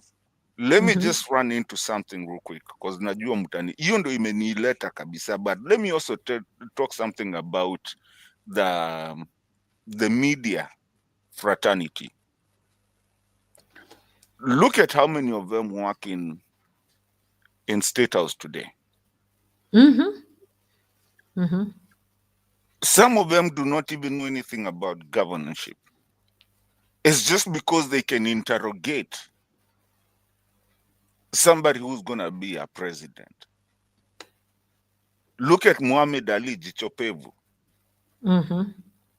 Look at all these people. Who's the other? Hussein Muhammad. And the other lady, I don't even know if she's still the spokesperson or it's Muaora anymore. Mm-hmm. Why is all these media people ending up running into the government? I mean, being brought into the government is because we need to stop dealing with mainstream media. Because for them, I was so shocked to hear a lady say, I nitakutumia hiyo kitu nani Queen, and even mami nitakutumia pia. A lady say that they used to go to a media station, one of the media stations out there, and they would pay 3,000 to the host. And if there is two hosts, that's 3,000 each. Why are you paying a media host? And that is why they have a problem with the social media. Right now, they want to carry it out because of that problem. So we have a very rotten society, and even so, social, economical, political, whatever you want to call it, society. Even the media is just into the whole thing, and that is why even if I'm brought back home with my kid, I am ready to come. And I believe Trump should shut everything so that Ruto and the likes should never even, they can concentrate on your country. You have enough resources out there. Please concentrate on that. We can even lend some other countries. But he now running all over, I don't know, Benny Hinn called me, telling the whole world, Benny Hinn, I don't know. We, come on, man. When are we going to be our own self-determinant? Yeah. Yeah. Yeah, we're being pushed by force. We're being forced back into our power. Yeah. This is our power is going to come back. And you see, like, for example, you can see, I agree with you. I'm so happy to hear that you're ready to come back home. Yeah. Home is wonderful. Home is good. Home is what you make it. Home is in your mind. Like we also saw that Ida told us the other day, home is where you want to call home. And for you, if you've already been in Africa, you've been home, home is where you feel comfortable, is where you feel free. You have your freedom here. Nobody's going to disturb you here. Just come home. Come home. Bring your big brains home. Like now, look at these guys. Look at the West African juntas of the Sahel. Yeah. What did they do? They're saying they're tightening the screws on foreign mining firms. Okay. So what they did, they went and swooped in by helicopter on a vast mining complex in Western Mali and made away with 3 tons of gold. It was done on the orders of the military government there. And they actually, got gold after weeks of escalating tensions. It was actually gold with that was being mined by a Canadian company that's called Barrick Gold Malayan Authorities, whatever, whatever, whatever. Yeah. So Barrick Gold, they say they own 80% of Lulu, Gu, Koto, and with Mali retaining the rest. So they own 80% of Mali's gold. Are they crazy? So the soldiers arrived unannounced by helicopter, and they confiscated the phones of everybody who was trying to film them. Okay. And what they did is that they rescued gold worth over 200. Where did I see that number there? There's a number here. They actually took the gold back into the gold reserves.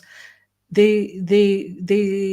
let me see here, 200 kilos of, let's say, the Burkina Faso junta said it had requisitioned 200 kilos of gold extracted by a subsidiary of the Canadian group, but they also got 2 tons of gold. I think I saw that somewhere here, worth about 290 million.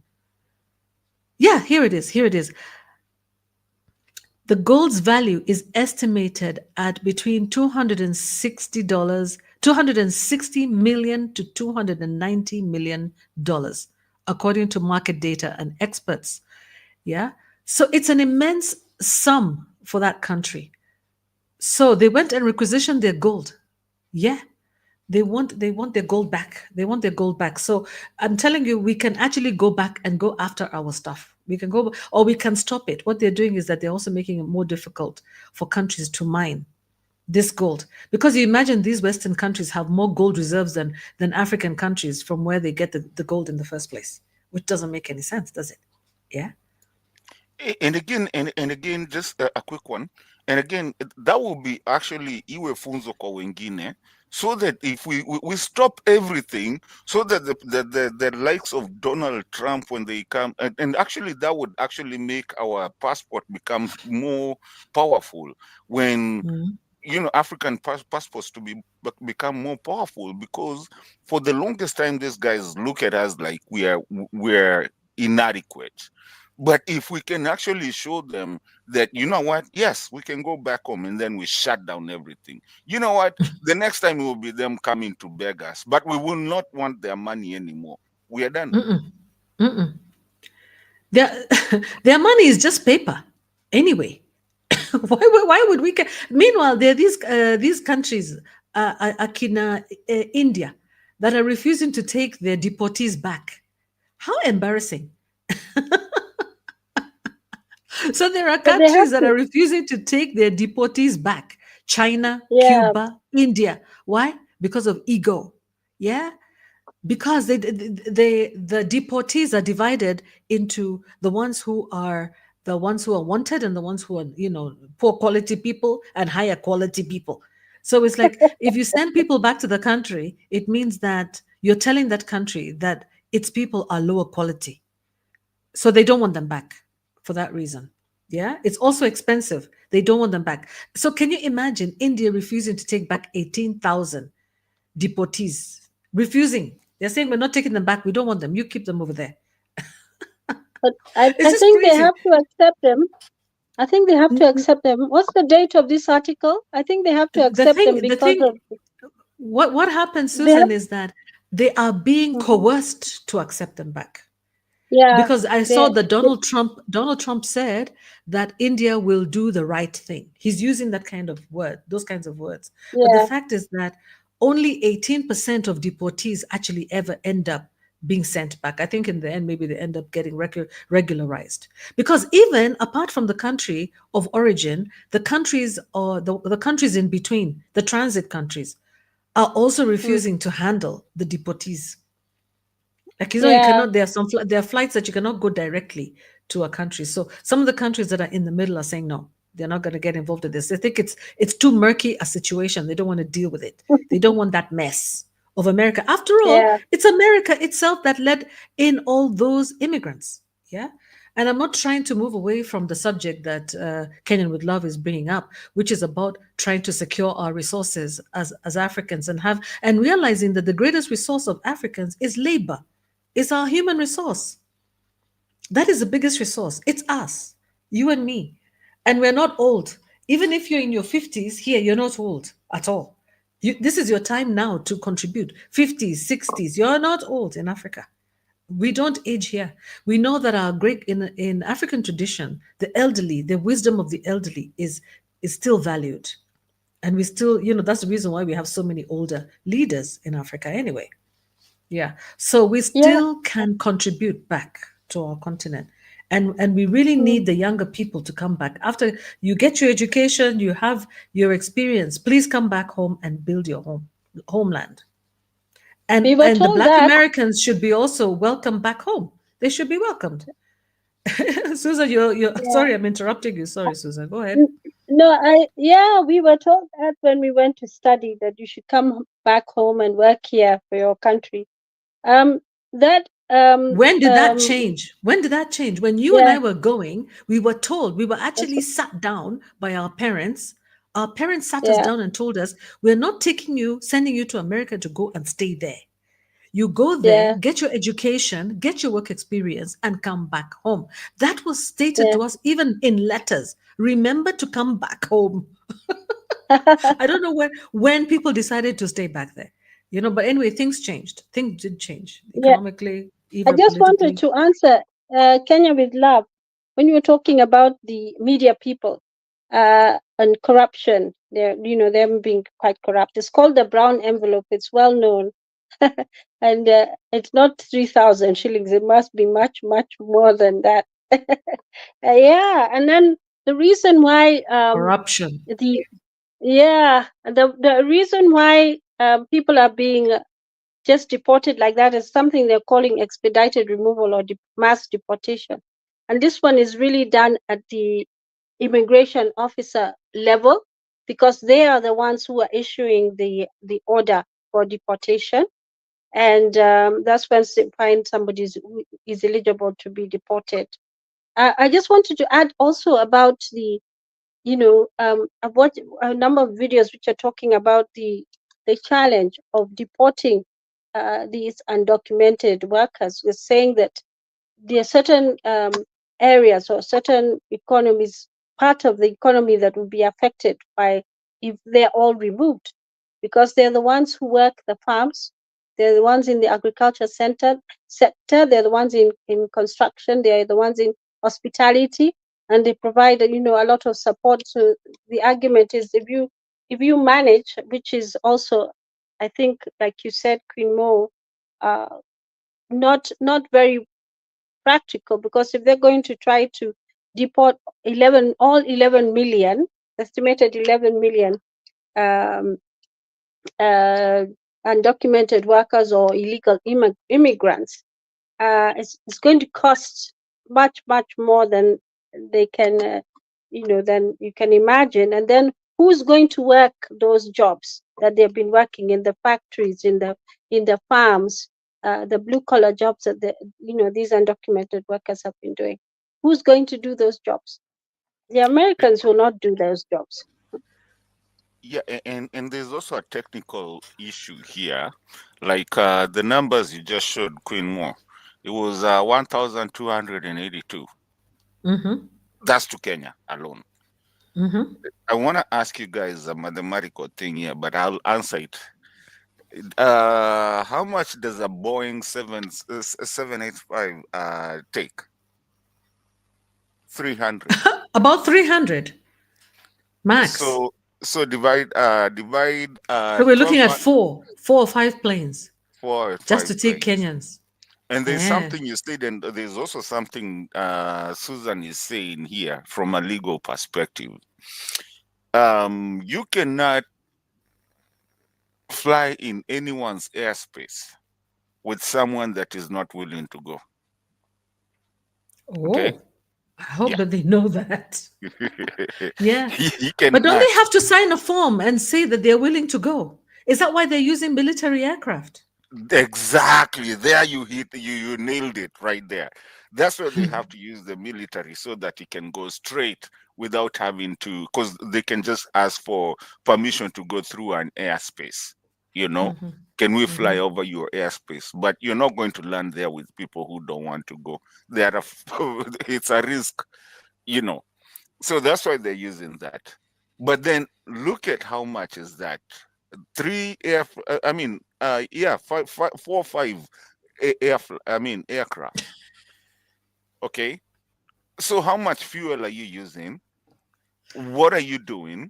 And again, is it legal or illegal? Because first of all, somebody should get due diligence of the law of why they have to go. But then what they are trying to do right now is to scare people. But again, you also find that there's just some Kenyans like me. If they were to get me, I'll be like, I mean, I'm not illegal, but if I was, or if they wanted me, I'll be like, thank you, free flight home. you know, Yeah. free In flight. fact, you should go turn yourself in right now when there's some free flights around. Yeah. Except Yeah, like you said that they won't even give you the chance to get on the flight. They'll be like, Ati, what? You? No way. No way. By the exactly. way, talking about free flight home, I've also seen, okay, this is kind of a bit unrelated, but in China, we should talk about the tragedy of age, of growing old and lacking people to look after you. Because like in Japan, I'm seeing that elderly women are committing petty crimes so that they can end up in prison. So maybe you can commit a petty Yes, crime so that you can get onto one of those flights and come home. I've seen Commit a traffic offense I and was lose talk- your I was talking papers. to my friend yesterday, and I was reminding him sometimes when I was in Michigan about 7 years ago, and I remember a friend of mine. I don't know where he is, but I hear he's doing good back in Kenya and all that. Because I've seldomly seen and somebody who has lived in a first world country come back and actually deteriorate in Kenya. They kind of find a way of doing something. I Yeah. don't know how they figure it Unless out. they take alcohol, unless they get into Yeah, drugs and all alcohol. of them Yeah. kind of come and just end up doing something good. But I remember this guy went to the immigration and told them, "Hey, I'm illegal. I need you guys to deport me. I need a flight back home." And by the way, they And refused. that's what I was going to tell you. They're going to refuse if you turn yourself in. Probably jail you instead. Oh, I'm so sorry. Sorry. I No am free flight for for you. me. Sorry. For me, I am happy because if really it works, I have seen the problem is that the only big problem that, especially us immigrants that are out here, the problem that really makes people not want to come back home is because of the stigma. Mm-hmm. Mm-hmm. The stigma with the Kenyans. You will get there and somebody will tell you, wow, ulika Amerika miaka 10 na umerudi bila chochote. So everybody has kila mtu anaogopa hiyo kitu. Everybody is so scared about that thing that even when the odds are telling them go back home, guess what they do? They refuse.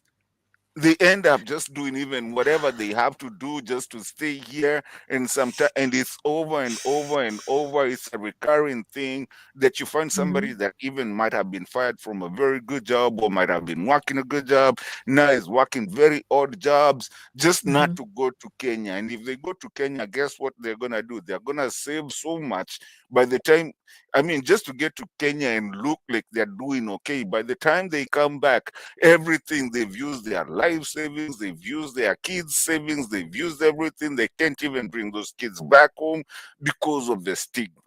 But now, You're when people so are forced, correct. You're when so people correct. are forced to come back, let them come back and understand that you can actually do good in Kenya. It might be a rough road when you start, but since you've seen the first Yeah. one, you're thinking in a whole different kind of perspective than the person who has been there, in not to be stigmatizing or anyway. You're thinking a whole different way from somebody who has been in Kibera the entire time you were out there. You saw something out there, so Of you're thinking course. different. Mm-hmm. Mm-hmm. You see, the way to look at it when you're making a decision is on a piece of paper, jot down. Here's a strategy. Jot down what are the pros and the cons. Yeah? What are the advantages and disadvantages of going home? That's the way to look at it. List them. The list that is longer is the one that you follow. Even if on that list includes being mocked and jeered at by people, not having the support of people that you think of. But if that list is longer than the other one, then you go with that one. That's the way I look at it. I mean, and I think, when if you think about the opportunity cost, again, people, you know how Kenyans are. Many Kenyans don't want, a lot of people like Black Americans have discovered that Kenya is the place to be. But Kenyans never spoke. Kenyans allowed them all to go to Ghana. Go and settle in Ghana, go and settle in Liberia, go and settle in Guyana, go and settle in Nigeria. But Kenyans were never talking. Go to Tanzania, go to South Africa. But Kenyans never talked. Kenyans never invited African Americans here. It's when they came here and discovered, oh my goodness. So this is the secret. Yeah. And that's the thing with Kenyans. Kenyans are not good at blowing their trumpet. I think Kenyans, we don't even know what we have. Yeah. Many of us don't even really know what we have. It's when other people come into the country, that's when they realize, oh my goodness, oh, if you've lived outside the country, you know yourself what we have here.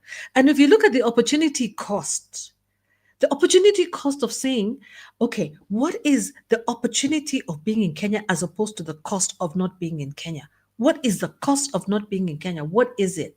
It's all these bills I have which never end in America. Yeah.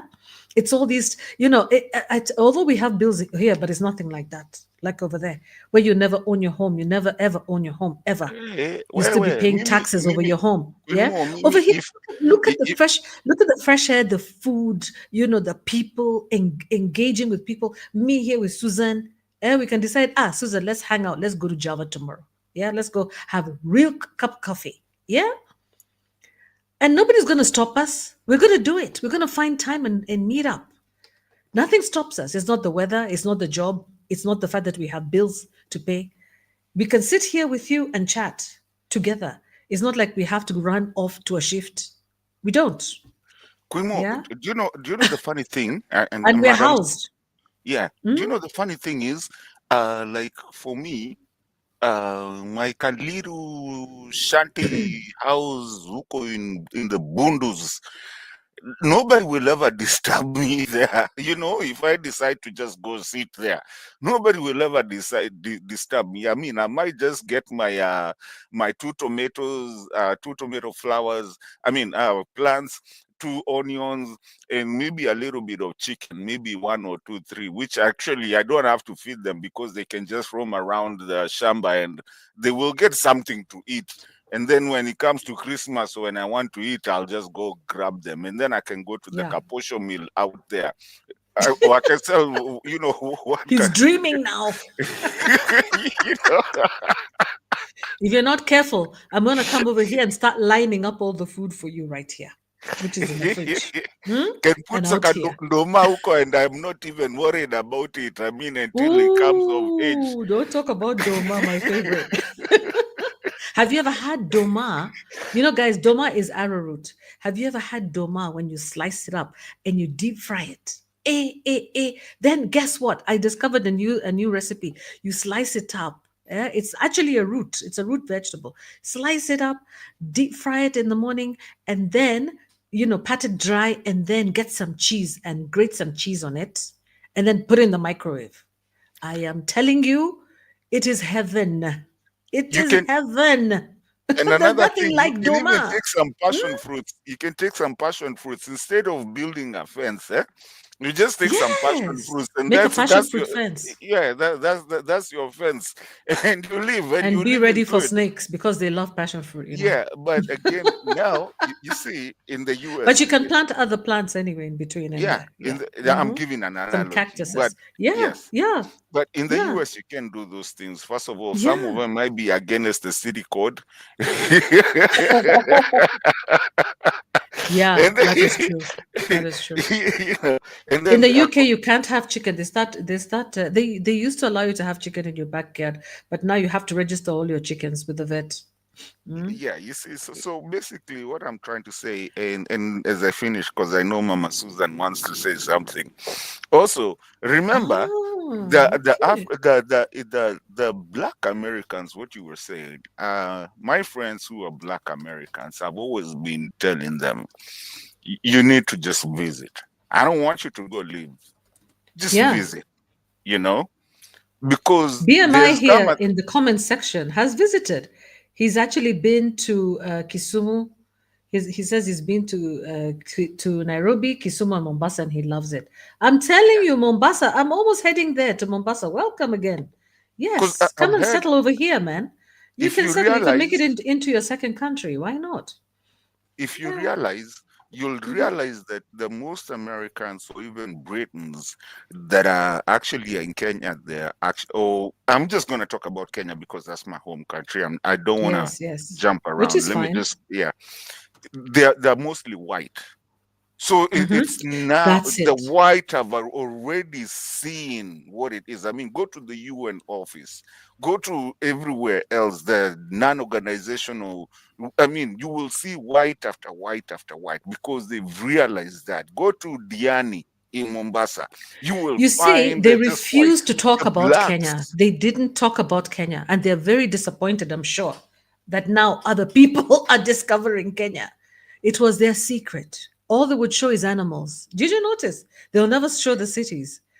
Oh They'll yeah, never show the and they will tell you developments, the that you'll be cut. skyscrapers. They won't. I found black Americans who ask me, "Oh, what if we go there and our hands are cut?" And I'm asking, "Who's gonna cut your hand?" You know, Hmm. I mean, some weird questions. I don't want to speak. I mean, we're on a national channel. I mean, channel, but some questions that somebody asked you: Do you guys have tree? I mean, do you guys have houses or do you live in trees? Had you ever seen a car before you came here? And because that is what the media has shown them. So the few ones that you're seeing that are actually moving and or actually coming to visit, they never come back. I have four of them that actually came to visit and they never want to come back again to the US. So and sometimes I sit back and ask myself, if these Americans really go and just go and enjoy that place, why is it that we're so scared of going back? And for me, like I said, I'm not scared. For me, I'll take my daughter I mean, I never killed anybody home. I mean, I'll just go there and she can go to Brookhouse and whatever, and whenever she wants to come back, she can come.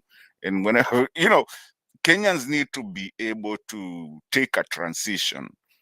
And that's why I'm supporting Mr. Donald Trump. Thank you.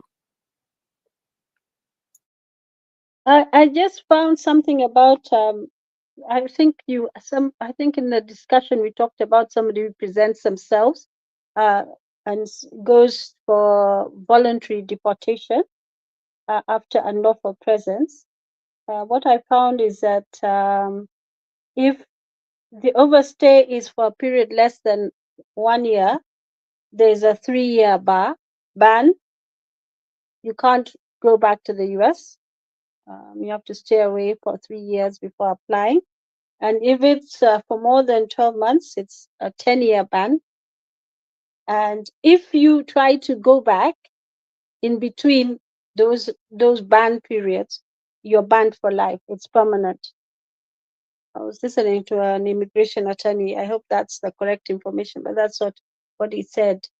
So the person who went, I think people have been presenting themselves for deportation has been voluntary after overstaying. And Hmm. yeah, so they're either banned for 3 years or 10 years. Depends really if they're, I think the ones who are presenting themselves don't have criminal records. Hmm. Hmm. Yeah, I think don't have criminal Wow. records. Yep. Okay, guys. So I think we are at the end of our show, are we, Susan? Yeah. Mato, do you have any last things that you want to say? I wanted to say that BMI is telling us that he wants to settle in Kenya. He's working towards it. And so, what we should do is we should start now encouraging people who really want to settle here to come and settle in Africa. By the way, I saw a Kenyan who was settled in Nigeria. He went to work on farms in Nigeria. Is a very interesting thing, and he's actually doing really well selling. Where he went and he bought his own land in Oyo State, and I actually visited Oyo State in Nigeria. Nigeria has got very very good fertile soils, by the way. Yeah, it's only that they've been concentrating on oil, and a lot of their soils are destroyed by oil. But up like with Oyo State, places like those which are near Ibadan, basically he bought land and he's growing cabbages, and he said he's growing cucumber, which he says they call cucumba.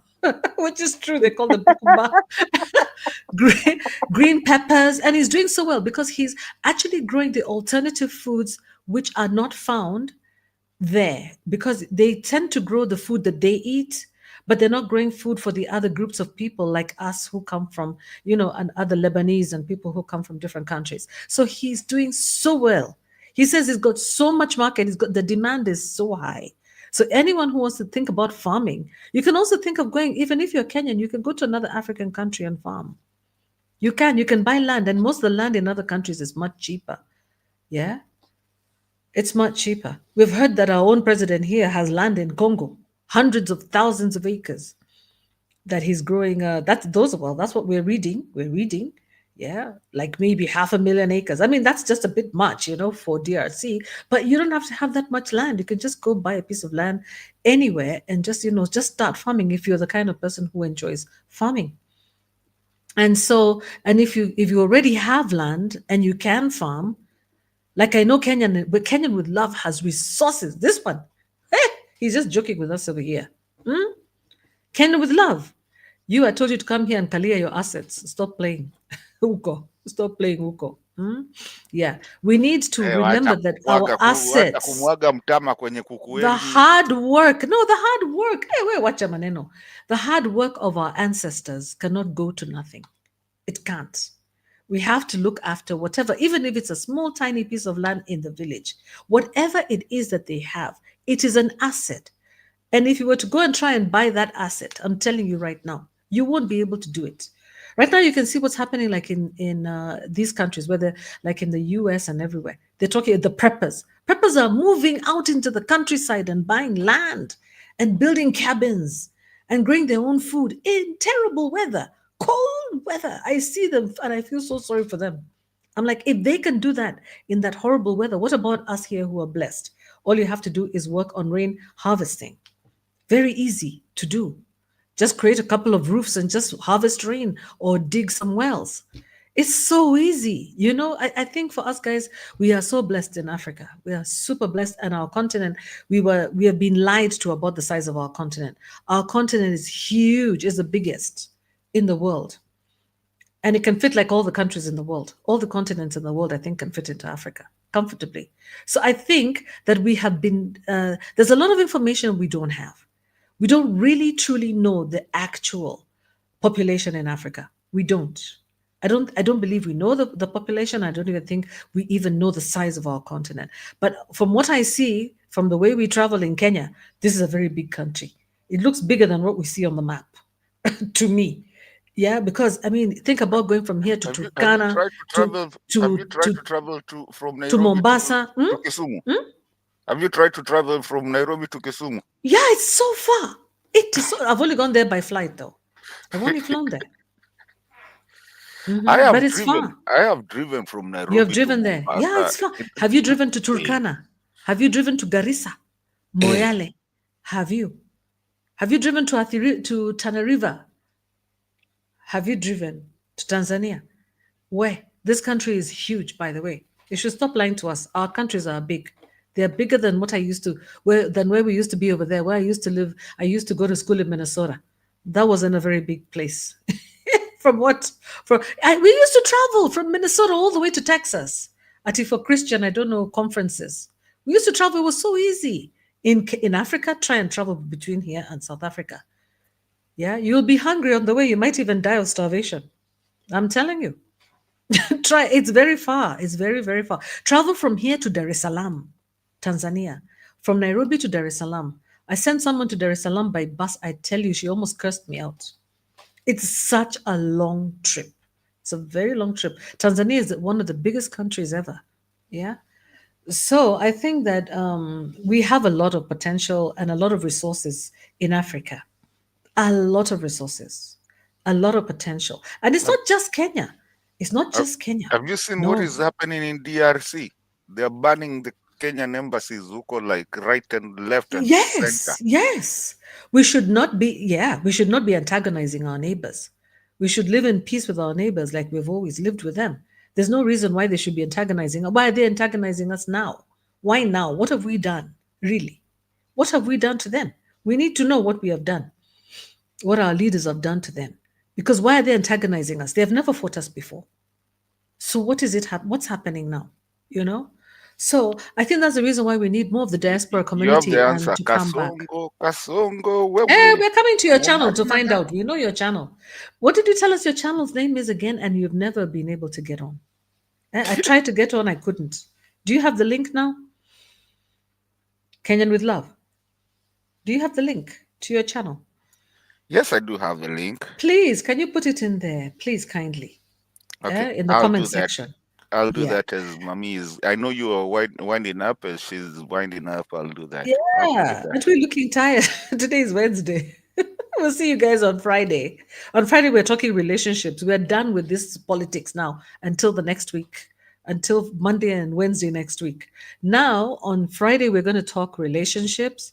And on Sunday, we're going to talk mental health. You can always send suggestions to us about what we should talk about when it comes to relationships. Yeah.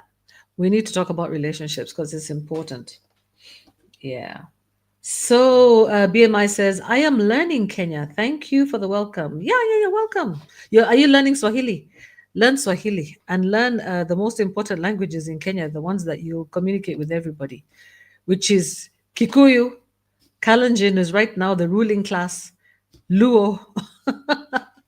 Kambas never stop talking, so you need to speak it. Swahili.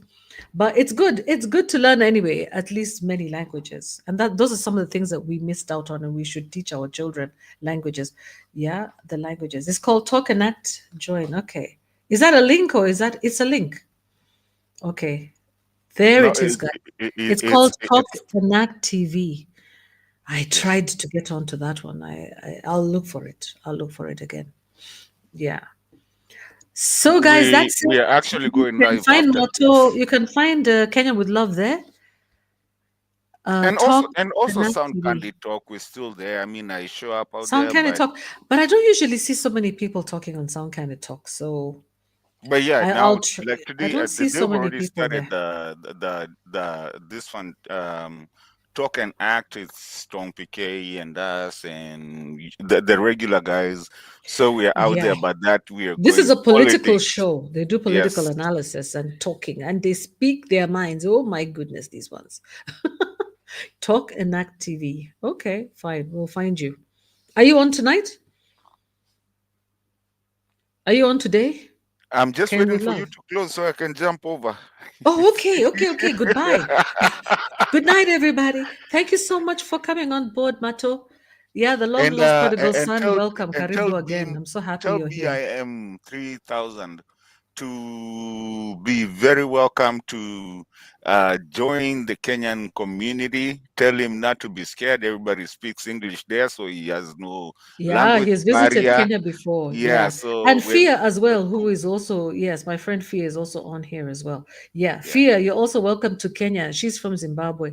And I've always told her she's welcome to Kenya. She's been a great supporter of my channel, Fia. And I really appreciate her. And now, yourself, Mato, you're also a great supporter of the channel. And so everybody else who is coming on board who are not available today, it's okay. We'll see you on Friday. And those of you who are going to watch after the show, yeah, please include your comments and remember to give us a thumbs up so that we know that you're watching. We're happy that the numbers are coming up. Even if it's slowly, it's all right. It will take time, but we know that some of the things that we discuss here will be listened to forever. So we're not worried about the quality. We try to give you quality, yeah, over quantity. It's quality. Although we do give you too many hours, we know. Forgive us. We're women. 25,000 words, times two. Those are 50,000 times 2 hours. Where? It's a lot.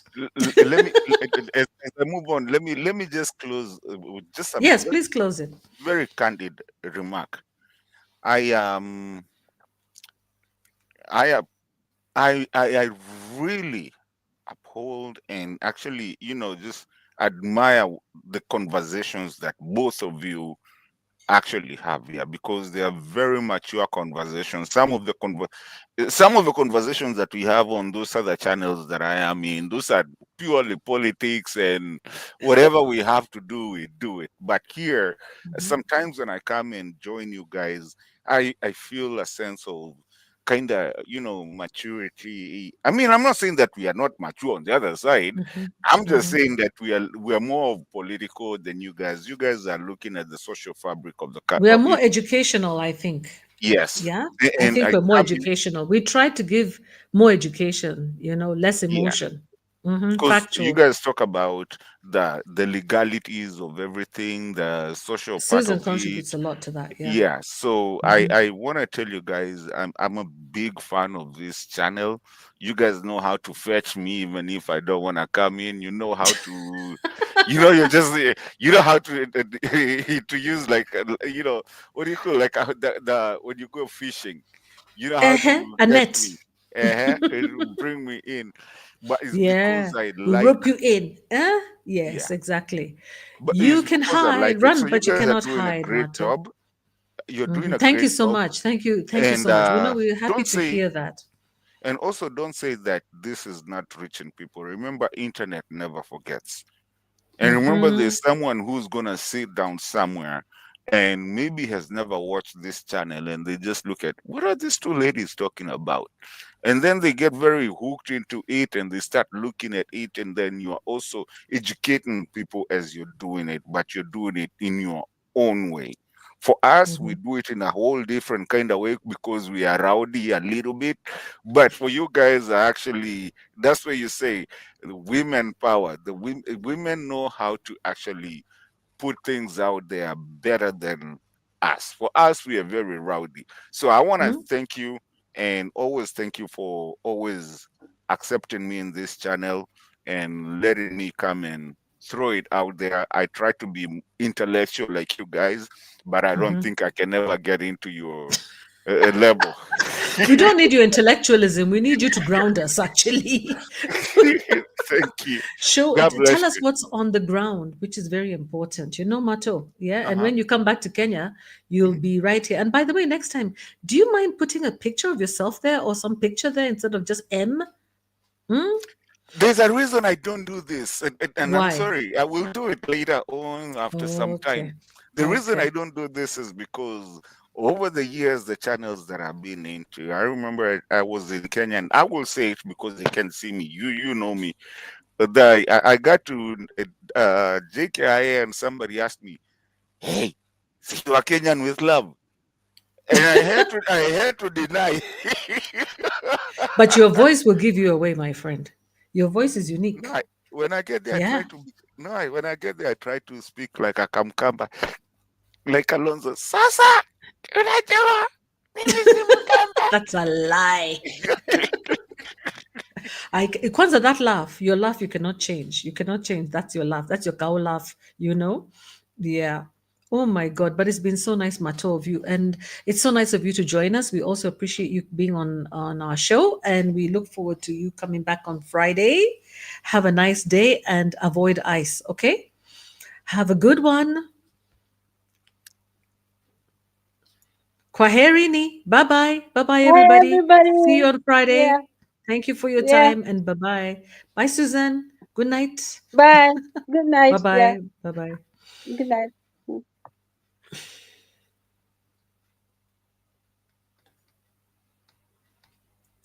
Studio.